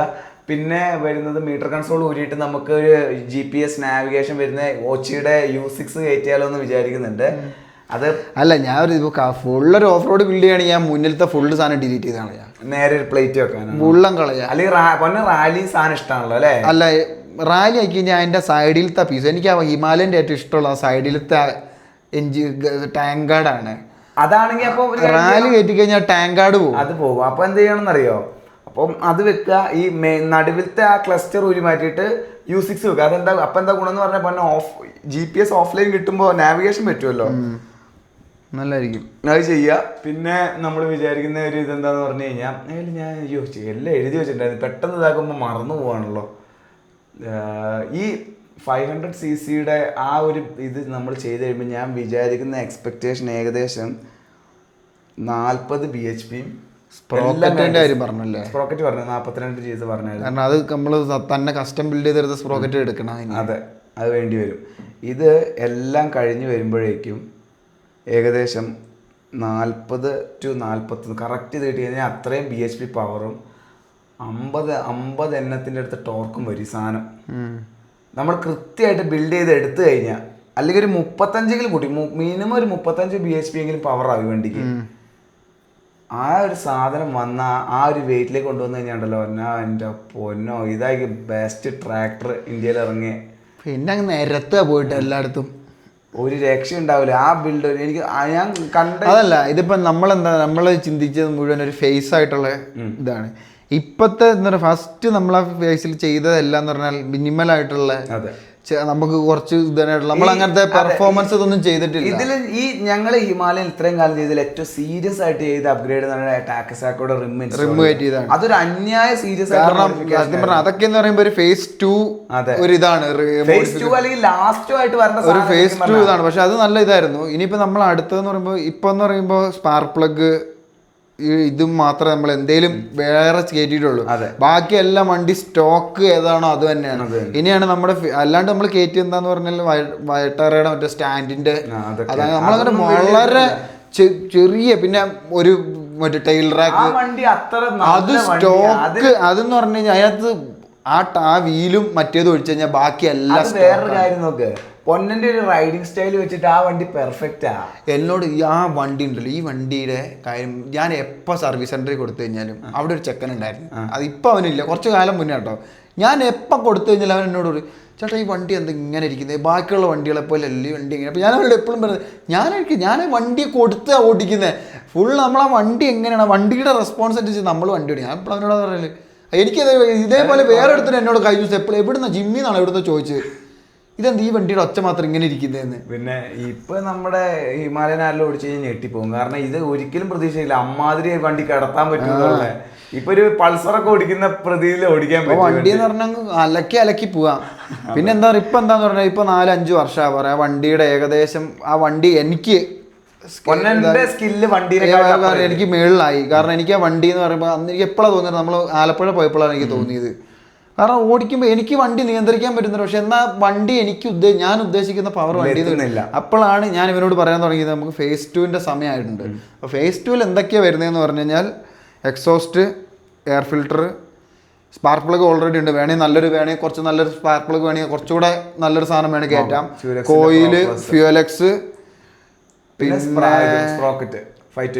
സ്പ്രോക്കറ്റ്, ചെയിന്, ഇതൊക്കെയെന്ന് പറയും. ഇത് മതിയാവും ചെയിന്, ഇതൊക്കെ. പിന്നെ ബാക്കിയുള്ള എനിക്കൊന്ന് അത് ഓടിച്ചു കഴിയുമ്പോഴേക്കും ബാക്കി കാര്യങ്ങളാണ്. ഇതൊക്കെയെന്ന് പറയുമ്പോൾ ഓരോരോ പടിപടിയായിട്ടായിരിക്കും. ഇത് എത്തുമ്പോഴേക്കും തന്നെ ഇത് നോക്ക്, ഇതില് ഇപ്പൊ പൊന്നം പറഞ്ഞ സംഭവങ്ങളിൽ കുറെ സംഭവം എന്ന് പറഞ്ഞാൽ സ്റ്റേജ് 3 പ്രൂഫ് ആയിട്ടുള്ള സംഭവങ്ങളാണ്. അതായത് ഫുൾ സിസ്റ്റം ആയിരിക്കും എക്സോസ്റ്റ് കയറ്റുക ചെയ്യുമ്പോൾ. പിന്നെ എയർ ഫിൽറ്ററും കയറ്റുന്നുണ്ട്, അപ്ഗ്രേഡ് ചെയ്യുന്നുണ്ട്. ഈ സ്പാർക്ക് പ്ലഗും അപ്ഗ്രേഡ് ചെയ്യുന്നുണ്ട്. ഇത്രയും സാധനം വരുമ്പോൾ തന്നെ ബിഗ് ബോറിന് വേണ്ടിയുള്ള ഒരുക്കങ്ങൾ തുടങ്ങി. പിന്നെ വണ്ടി ഇതാണ്. ഇനി സ്റ്റേജ് 3 വരുമ്പോഴാണ് നമ്മൾ എഞ്ചിനിൽ കളിക്കാൻ തുടങ്ങുന്നത്. എഞ്ചിനും ഗിയർ ബോക്സിലും കളിക്കാൻ പോകുന്നത്. അപ്പോഴാണ് നമ്മൾ 6 സ്പീഡ് 500ന്റെ കിറ്റ് ബിഗ് ബോർ. ആ 500 നമ്മൾ പിന്നെ ക്യാം ആണെങ്കിൽ ഇതിലും വേണമെങ്കിൽ കയറ്റാം. ക്യാം ഷാഫ്റ്റ് 500ന്റെ ഉള്ളിൽ കിറ്റിൽ വരുന്നുണ്ട്, ക്യാം ഷാഫ്റ്റ് വരുന്നുണ്ട്. ഞാൻ പറയുന്നത് എന്താന്ന് പറഞ്ഞു കഴിഞ്ഞാൽ അതിൽ വരുമ്പോൾ എന്തൊക്കെയാ വരുന്നത്? ബിഗ് ബോർ, ബിഗ് പിസ്റ്റൺ 85 90ന്റെ എങ്ങാണ്ട് വലിയ, അത്രയും വലിയ 78 90ലേക്ക് എങ്ങാണ്ട് മാറും, അത്രയും വലിയ പിസ്റ്റണാണ് വരുന്നത്. അവസാനം സ്ക്വയർ എഞ്ചിനായി മാറുമോ? സ്ക്വയർ എഞ്ചിനാവും, ബോറും സ്ട്രോക്കും ഒരേപോലെ ആവും 500 ആവുമ്പോഴത്തേക്കും. വളരെ ടോർക്കും സ്പീഡും എല്ലാം ഒരേപോലെയാണ്. അതെ, ഏകദേശം. പക്ഷെ എന്താ ഇത് ചെയ്യുമ്പോൾ നമ്മൾ ഡൈനോയിൽ പോയിട്ട് വണ്ടി ഫുള്ള് ടെസ്റ്റ് ചെയ്തിട്ട് അത് പണി അറിയാവുന്ന ആൾക്കാരുടെ അടുത്ത് കൊടുത്തിട്ടേ ചെയ്യിക്കുള്ളൂ. കാരണം അറിയണം ഇത് എത്രയായി എന്ന് അറിയണം നമുക്ക്. അതൊക്കെ എന്ന് പറയുമ്പോൾ അത് ഞാൻ പറയുമ്പോൾ ഫേസ് 3 എന്ന് പറയുന്ന സംഭവം എന്ന് പറയുന്നത് ഒരു 3-4 വർഷങ്ങൾക്ക് അപ്പുറം. അതായത് എന്താന്ന് പറഞ്ഞാൽ ഈ നമ്മൾ 500 എപ്പോഴാണ് തൊടുക എന്ന് പറഞ്ഞു കഴിഞ്ഞാൽ പൊന്നന് വേറൊരു സ്പെയർ ബൈക്ക് ഉണ്ടെന്നുള്ള ഉറപ്പ് വരുമ്പോൾ മാത്രമേ ഉള്ളൂ. അത് കഴിഞ്ഞിട്ടാണ് പിന്നെ നമ്മൾ സ്റ്റേജ് 4 എന്ന് പറയാനോ ഒന്നുമില്ല. അത് ട്യൂണിങ്ങും കാര്യങ്ങളും ബാക്കിയാണ്. ഈ ഓഫ് റോഡ് സാധനങ്ങൾ ഡിലീറ്റ് ചെയ്യുന്നു, ഇതിനുവേണ്ടി ഫെയറിംഗ് ഉണ്ടാക്കി പക്ക റോട്ടിലിറക്കാൻ പറ്റാത്ത രീതിയിലാണ് ഫേസ് 4. പിന്നെ ഇത് ചുമന്നുകൊണ്ട് പോകുന്ന രീതിയിലേക്ക് മാറും. അപ്പോൾ ഇതാണ് ഈ ഫേസ് 2-ലാണ് ഏറ്റവും കൂടുതൽ കാര്യങ്ങൾ ചെയ്യാനുള്ളത്. പിന്നെ ഈ ഞാൻ പറഞ്ഞ നീ നേരത്തെ ഫുൾ സിസ്റ്റത്തിൻ്റെ കാര്യം പറഞ്ഞു. ചിലപ്പോൾ തുടക്കത്തിൽ നമുക്ക് മറ്റേത് കയറ്റാമെന്ന് ഞാൻ വിചാരിക്കുന്നത്. എൻക്യാൻ മാത്രം മറ്റേത് കയറ്റാം. ഇപ്പോൾ ഡെവിളിൻ്റെ അവർ ഉണ്ടാക്കുന്നില്ലല്ലോ സാധനം, അത് കിട്ടാനും മെനക്കേടല്ലേ. അപ്പോൾ തുടക്കത്തിൽ നമ്മൾ എയർ ഫിൽറ്ററും പവറേജ് ആണ് ഇപ്പോൾ ഉള്ളതിൽ എനിക്ക് തോന്നുന്നു നല്ല വലിയ കുഴപ്പമില്ലാത്ത ഒരു ഒച്ച ഇതാണ്. ഒച്ചയൊന്നുമല്ല, ഒച്ചാന്ന് പറയുമ്പോൾ എനിക്ക് മറ്റേത് വേണമെന്ന് തുറന്നു ഓടിക്കണം എന്ന് വലിയ ആഗ്രഹമൊന്നുമില്ല. അത് അല്ലാണ്ട് തന്നെ അത്യാവശ്യം നല്ല രസമുള്ള ഒച്ചയാണെങ്കിൽ നമുക്ക് അത് മതി. ഇത് കിട്ടിയാൽ മതി, പവർ വ്യത്യാസം അറിഞ്ഞാൽ മതി. പിന്നെ പറയാൻ പറ്റില്ല, ചിലപ്പോൾ ഒന്ന് ഓടിച്ചു നോക്കി എഫക്റ്റ് എങ്ങനെയുണ്ടെന്ന് അറിഞ്ഞാലാണ് അതിനെപ്പറ്റിയൊക്കെ പറയാൻ പറ്റില്ല. അപ്പം ഫുൾ സിസ്റ്റം അല്ല, ചിലപ്പോൾ ആദ്യം എനിക്കാനായിരിക്കും മാത്രമായിരിക്കും കയറ്റുന്നത് എയർ ഫിൽറ്റർ. എനിക്ക് തോന്നുന്നു ഈ 4 എണ്ണം ചെയ്യുമ്പോൾ ഒരുമിച്ചായിരിക്കും ചെയ്യുന്നത്. അത് ഏകദേശം ഒരു സ്പാർക്ക് പ്ലഗ് നമ്മുടെ ഓൾറെഡി ഉണ്ട്. പിന്നെ കോയിലൊക്കെ അടുത്ത പടിയിൽ നോക്കിയാൽ മതി. നമ്മൾ ആദ്യം ഇനി ചെയ്യാൻ പോകുന്നത് ഫ്യൂൽ എക്സ് അല്ലെങ്കിൽ മറ്റേ എന്താ സാധനം, അത് പവർട്രോണിക്, അത് ഏറ്റവും അവസാനം കയറ്റാം. ബിഗ് ബോർ ചെയ്ത് കഴിഞ്ഞിട്ട് അപ്പൊ ഫ്യൂൽ എക്സ്, എൻക്യാൻ, എയർ ഫിൽറ്റർ. പിന്നെ വേണമെങ്കിൽ നമുക്ക് ബെൻ ചെയ്ത പോലെ ഒരു തുളയും ഇട്ട് കൊടുക്കാം. എയർ ഫിൽറ്ററിന്റെ ഇൻടേക്കിന് ഒരു തുളയും ഇട്ട് കൊടുക്കും. ഇതിനൊക്കെ മുമ്പ് ആദ്യം ഇനി ചെയ്യാൻ എമർജൻസി ആയിട്ട് വരുന്ന ഒരു സംഭവം എന്താന്ന് പറഞ്ഞു കഴിഞ്ഞാൽ ഇത് സ്പ്രോക്കറ്റ് മാറ്റാനായിട്ട്. അപ്പോൾ അതൊരു 520 കൺവേർഷൻ വിത്ത് 40 ടീത്ത്. അത് തന്നെ വണ്ടിയുടെ മൊത്തം ഫീൽ മാറ്റി കളയും. എൻ്റെ ഒരു ഐഡിയ അത് കുറച്ച് ഓടിച്ചിട്ട് പിന്നെ അതിനുശേഷമായിരിക്കും ഈ സംഭവങ്ങൾ ചെയ്യാൻ ഉദ്ദേശിക്കുന്നത്. അതാണ് അടുത്ത പരിപാടി. ഇപ്പോൾ അതൊന്ന് മനസ്സിലാക്കണം, 5 വർഷം അതിന് ശേഷമാണ് എന്തെങ്കിലും ചെയ്യണം എന്ന് തോന്നുന്നത്. ഓരോരുത്തർക്കും ഓരോ സമയത്താണ്. എനിക്ക് ആ ഹിമാലയൻ ഓടിച്ച് ശീലം ഉണ്ടായി, എക്സ്പൾസ് ഓടിച്ചപ്പോഴാണ് ഞാൻ ഇതില് എനിക്ക് തോന്നുന്നത്. അവൻ അതിന്റെ ആവശ്യമുള്ളതുകൊണ്ട് ഓടിച്ച് ശീലം ഉള്ളതുകൊണ്ട് വലിയ വിഷയമില്ല. ഞാൻ മിസ്റ്റേക്ക് ആയിട്ട് പൊന്നം ചെയ്തപ്പോൾ ശരിക്കും പറഞ്ഞാൽ ഇതിന്റെ ട്രജക്ടറി കൃത്യമായിട്ട് പറഞ്ഞു കൊടുക്കണമായിരുന്നു. പൊന്നനും പറഞ്ഞ പോലെ ഫേസ് അല്ല, ഞാനിത് എപ്പോഴും അതേ രീതിയിൽ ഞാൻ എല്ലാം കൂടെ കൂട്ടിയാ പറഞ്ഞു. പക്ഷെ എൻ്റെ വണ്ടിയിലെ ഫേസ് 1 ആണ് എപ്പോഴും നടന്നുകൊണ്ടിരിക്കുന്നത്. എനിക്ക് പറ്റുന്ന സാധനങ്ങളൊക്കെ ഒഴിവാക്കുന്നു. എനിക്ക് കുറവുണ്ടെന്ന് തോന്നുന്ന വില കുറഞ്ഞ സാധനങ്ങളും അപ്ഗ്രേഡ് ചെയ്തുകൊണ്ടിരിക്കുകയാണ്. അതായത് മൊത്തത്തിൽ പറഞ്ഞാൽ വണ്ടിയുടെ പെർഫോമൻസിനെയോ അതിൻ്റെ മറ്റേ ഇതിനെയോ മാറ്റുന്നില്ല. നമ്മൾ ആ വണ്ടിക്ക് നമ്മളുടെ ഇതിന് ഇഷ്ടത്തിനനുസരിച്ച് അതൊന്ന് ഒതുക്കിയെടുക്കുകയാണ് വണ്ടി. അതായത് ആവശ്യമില്ലാത്ത വെയിറ്റുകൾ ചെത്തിക്കളഞ്ഞ് നമ്മൾ മറ്റേ കല്ലാശാരി കൊത്തിപ്പണിയുന്ന പോലെ ആദ്യം ശരീരം സെറ്റാക്കുന്നു. നമ്മൾ അങ്ങനെ ആവശ്യമില്ലാത്ത ഭാഗങ്ങൾ കൊത്തി മാറ്റിയെടുത്ത് ഒരു ഔട്ട്ലൈൻ വരച്ചു വെക്കുകയാണ് ഇപ്പോൾ. അതാണ് ഇവൻ ചെയ്യുന്നത്. ഇത് കഴിയുമ്പോഴാണ് ശരിക്കുള്ള പണി തുടങ്ങുന്നത്. ഹൃദയത്തിലുള്ള തൊട്ടുള്ള പരിപാടികൾ തുടങ്ങുന്നത് അത് കഴിഞ്ഞിട്ടായിരിക്കും. എൻ്റെ ഞാൻ വിചാരിക്കുന്ന ഫേസ് 1-നകത്ത് ഇതാണ്, വെയിറ്റ് കുറയ്ക്കുക, പറ്റുന്ന അത്രയും വെയിറ്റ് കുറച്ച് ഇതാക്കുക. സ്റ്റേജ് 2 വരുമ്പോഴേക്കും സസ്പെൻഷൻ അപ്ഗ്രേഡ് ആയിരിക്കും. വണ്ടിയുടെ മൊത്തം ഷാസി ഡൈനാമിക്സ് പ്രോപ്പർ ആക്കുന്നതായിരിക്കും. എനിക്ക് വണ്ടിയിൽ പെർഫോമൻസിന്റെ ഒരു ലാഗ് ഇതുവരെ തോന്നിയിട്ടില്ല. എൻ്റെ ആ വണ്ടി സ്റ്റേജ് 2 മറ്റേത് വരും, വീലും സസ്പെൻഷനും ഒക്കെ ആയിരിക്കും എന്റെ ഇതേപോലെ എക്സോസ്റ്റ് ഇതൊക്കെ ഇതിനകത്തായിരിക്കും വരുന്നത്. എയർ ഫിൽറ്ററും ഇതൊക്കെ അതിനകത്ത്. സ്റ്റേജ് 3-ലായിരിക്കും മിക്കവാറും പെർഫോമൻസ് അപ്ഗ്രേഡ് വരുന്നത്. അറിയത്തില്ല, നമ്മുടെ ഭാവിയിൽ നമ്മുടെ ആഗ്രഹങ്ങൾ ചേർന്ന സമയത്ത് ഓരോന്നാണല്ലോ. അപ്പൊ അതനുസരിച്ച് കാര്യങ്ങൾ ഇപ്പൊ 2 വണ്ടി ഉള്ളതുകൊണ്ട് ഇതിന് ഇത്രയും പൈസ ചെലവുള്ളതുകൊണ്ട് നമുക്ക് അങ്ങോട്ടും പതിയെ വളരെ സാവകാശം മറ്റേ ഒച്ച എഴിയുന്ന പോലെ എഴിഞ്ഞിട്ടായിരിക്കും പരിപാടി ഉണ്ടാവുള്ളൂ. അല്ല അതന്നെ. പിന്നെ ഞാൻ ആലോചിക്കുന്നത് തിരക്ക് പിടിച്ച് പോകേണ്ട ആവശ്യമില്ല. എനിക്ക് ആദ്യം ഞാൻ ഭയങ്കര തിരക്ക് പിടിച്ച് നമുക്ക് ഓരോ ചെയ്യാം അങ്ങനത്തെ ഒരു മൈൻഡായിരുന്നു. പിന്നെ ആലോചിച്ചപ്പോഴാണ് ഇത് തിരക്ക് പിടിച്ച് പോയി കഴിഞ്ഞാൽ നമുക്കിത് നമ്മുടെ വണ്ടിയാക്കി നമുക്ക് മാറ്റാൻ പറ്റത്തില്ല. അല്ല, നമ്മളെ ചെയ്യാൻ പറ്റില്ല നമുക്ക്. ഇതിൽ എന്ത് മാറ്റം വന്നു മനസ്സിലാക്കണം. അതെ, അതിലാണ് കാര്യം. അതെ. ഇപ്പോൾ നമ്മൾ ഈ എയർ ഫിൽട്ടർ ഇതൊക്കെ ഒരുമിച്ച് മാറ്റുമെന്ന് പറഞ്ഞാലും ആദ്യം ഒരാഴ്ച ഒരെണ്ണം വെച്ച് ഒരാഴ്ച അല്ലെങ്കിൽ ചിലപ്പോൾ ഒരു 500 കിലോമീറ്റർ ഒക്കെ ഓടിച്ചതിന് ശേഷമായിരിക്കും അടുത്ത് ചെയ്യുള്ളൂ. ഇത് അടുപ്പിച്ചായിരിക്കും മാറ്റുന്നത്. അത്രയും അതാണ് സംഭവം.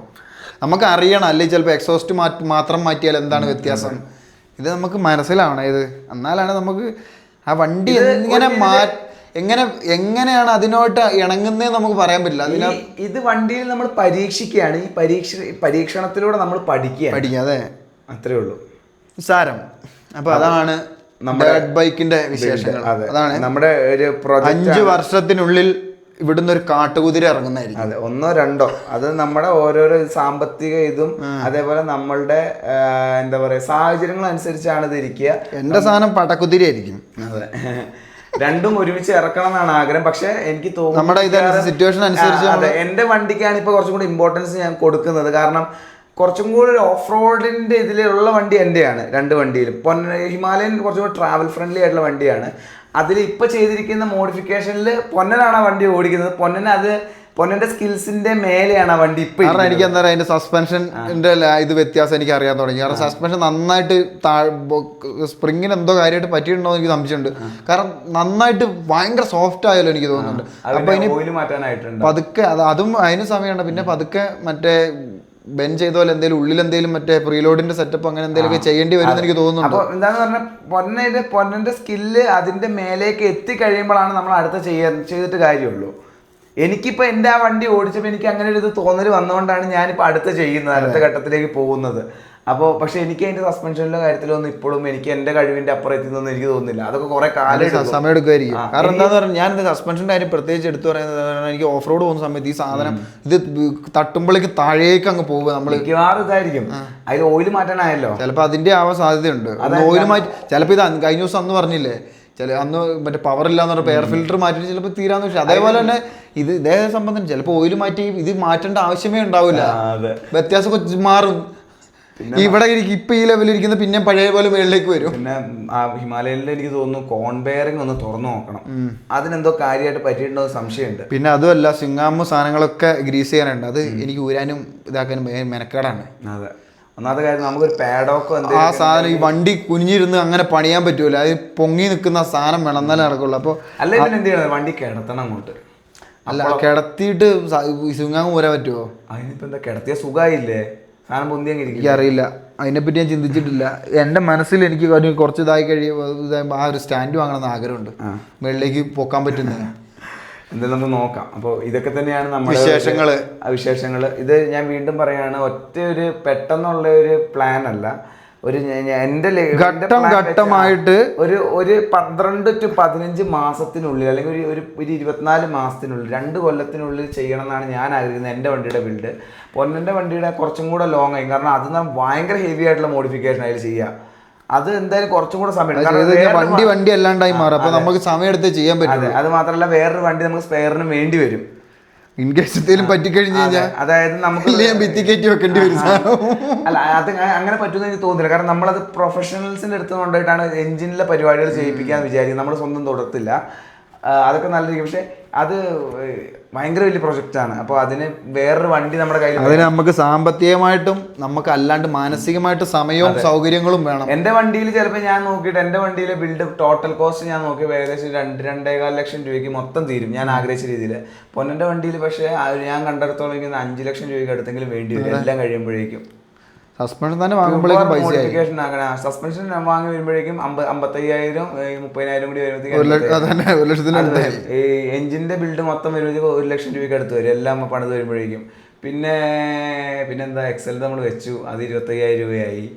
പിന്നെന്താ വരുന്നേ, പിന്നെ അല്ല എഞ്ചിൻ എനിക്ക് തോന്നുന്നു 2ന്റെ ഒക്കെ അടുത്താവും. ഇല്ല 2 ഇല്ല, കിറ്റിന് 50,000 രൂപയുള്ളൂ.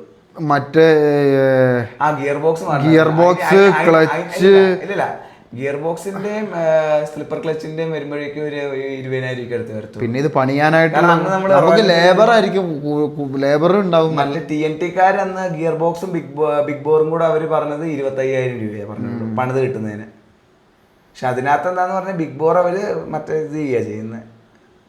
അവർ സ്വന്തം ലേറ്റ് ചെയ്തിട്ടാ ചെയ്യുന്നത്, ബോർ ചെയ്യുന്നത്. അല്ല അതാ ഇങ്ങനത്തെ ബിഗ് ബർക്കറ്റുകൾ നോക്കാം നമുക്ക്. എന്തായാലും പൈസ ആവും, പിന്നെ ട്യൂൺ ചെയ്യാനായിട്ട് പൈസ ആവും, അതിന് അത്യാവശ്യം നല്ലൊരു പൈസ ആവും. അതെ, എക്സോസ്റ്റ് ഫുൾ സിസ്റ്റം ചെയ്യണമെങ്കിൽ 22,000 ഇനിയിപ്പോൾ നമ്മൾ ആ കാലെത്തുമ്പോഴേക്ക് ഇതിന് എത്ര രൂപ എന്ന് പറയാനും പറ്റൂല. അതെ, അങ്ങനെ പൈസ അതാണ് ചെലവുണ്ട്.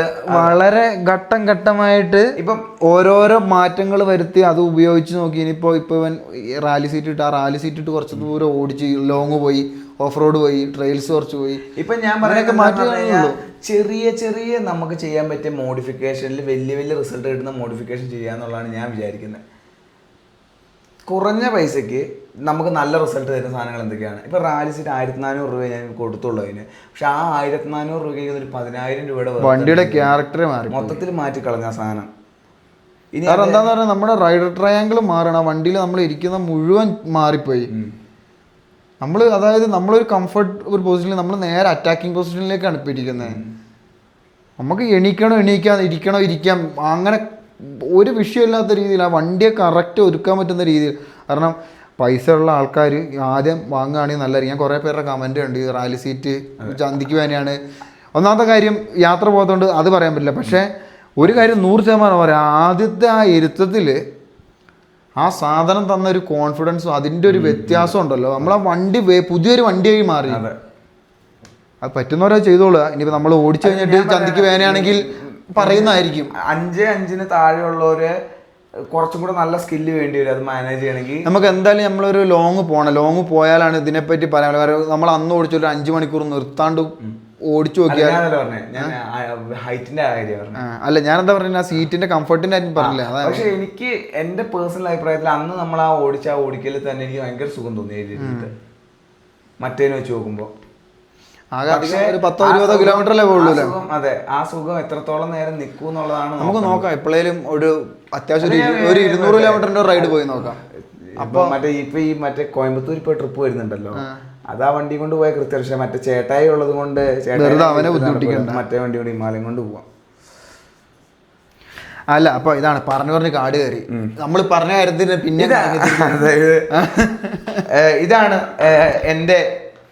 ഞങ്ങളുടെ 2 വണ്ടികളുടെ, ഹിമാലയന്റെ എക്സ്പൾസ് 210ന്റെയും ഓഫ് റോഡ് ബിൽഡിന്റെ കാട്ടുകുതിര ബിൽഡ്. അതെ, പ്ലാനുകളും നമ്മളുടെ ഒരു ഐഡിയകളും ഇതാണ്. കുറച്ചായിട്ട് ഇതിനെ പറ്റിയാണ് സംസാരവും ചർച്ചകളും. അതെ, പിന്നെ ഇതന്നെ അന്വേഷണങ്ങളെല്ലാം. അപ്പോൾ ആർക്കെങ്കിലും എന്തെങ്കിലും ഉപകാരപ്പെട്ടിരിക്കുമെന്ന് വിചാരിക്കുന്നു. പിന്നെ നിങ്ങളുടെ അഭിപ്രായങ്ങൾ നിങ്ങൾക്ക് പറയാം. സംശയമുള്ളവർ എന്തെങ്കിലും ഉണ്ടെങ്കിൽ താഴെ ചോദിച്ചു കഴിഞ്ഞാൽ നമുക്ക് പറ്റുന്ന രീതിയിൽ നമുക്ക് സംശയങ്ങൾ മാറ്റാൻ പറ്റും. അപ്പോൾ അത്രയൊക്കെ തന്നെ ഉള്ളൂ. അടുത്ത ടോപ്പിക് മിക്കവാറും ഗിയേഴ്സ് ആയിരിക്കും നമ്മുടെ അടുത്ത ടോപ്പിക്. വീണ്ടും സന്ധിക്കും വരെ വണക്കം. 1 മണിക്കൂറായോ? 1 മേലെ ഉണ്ടാവും സുഖമായിട്ട്. 1:20.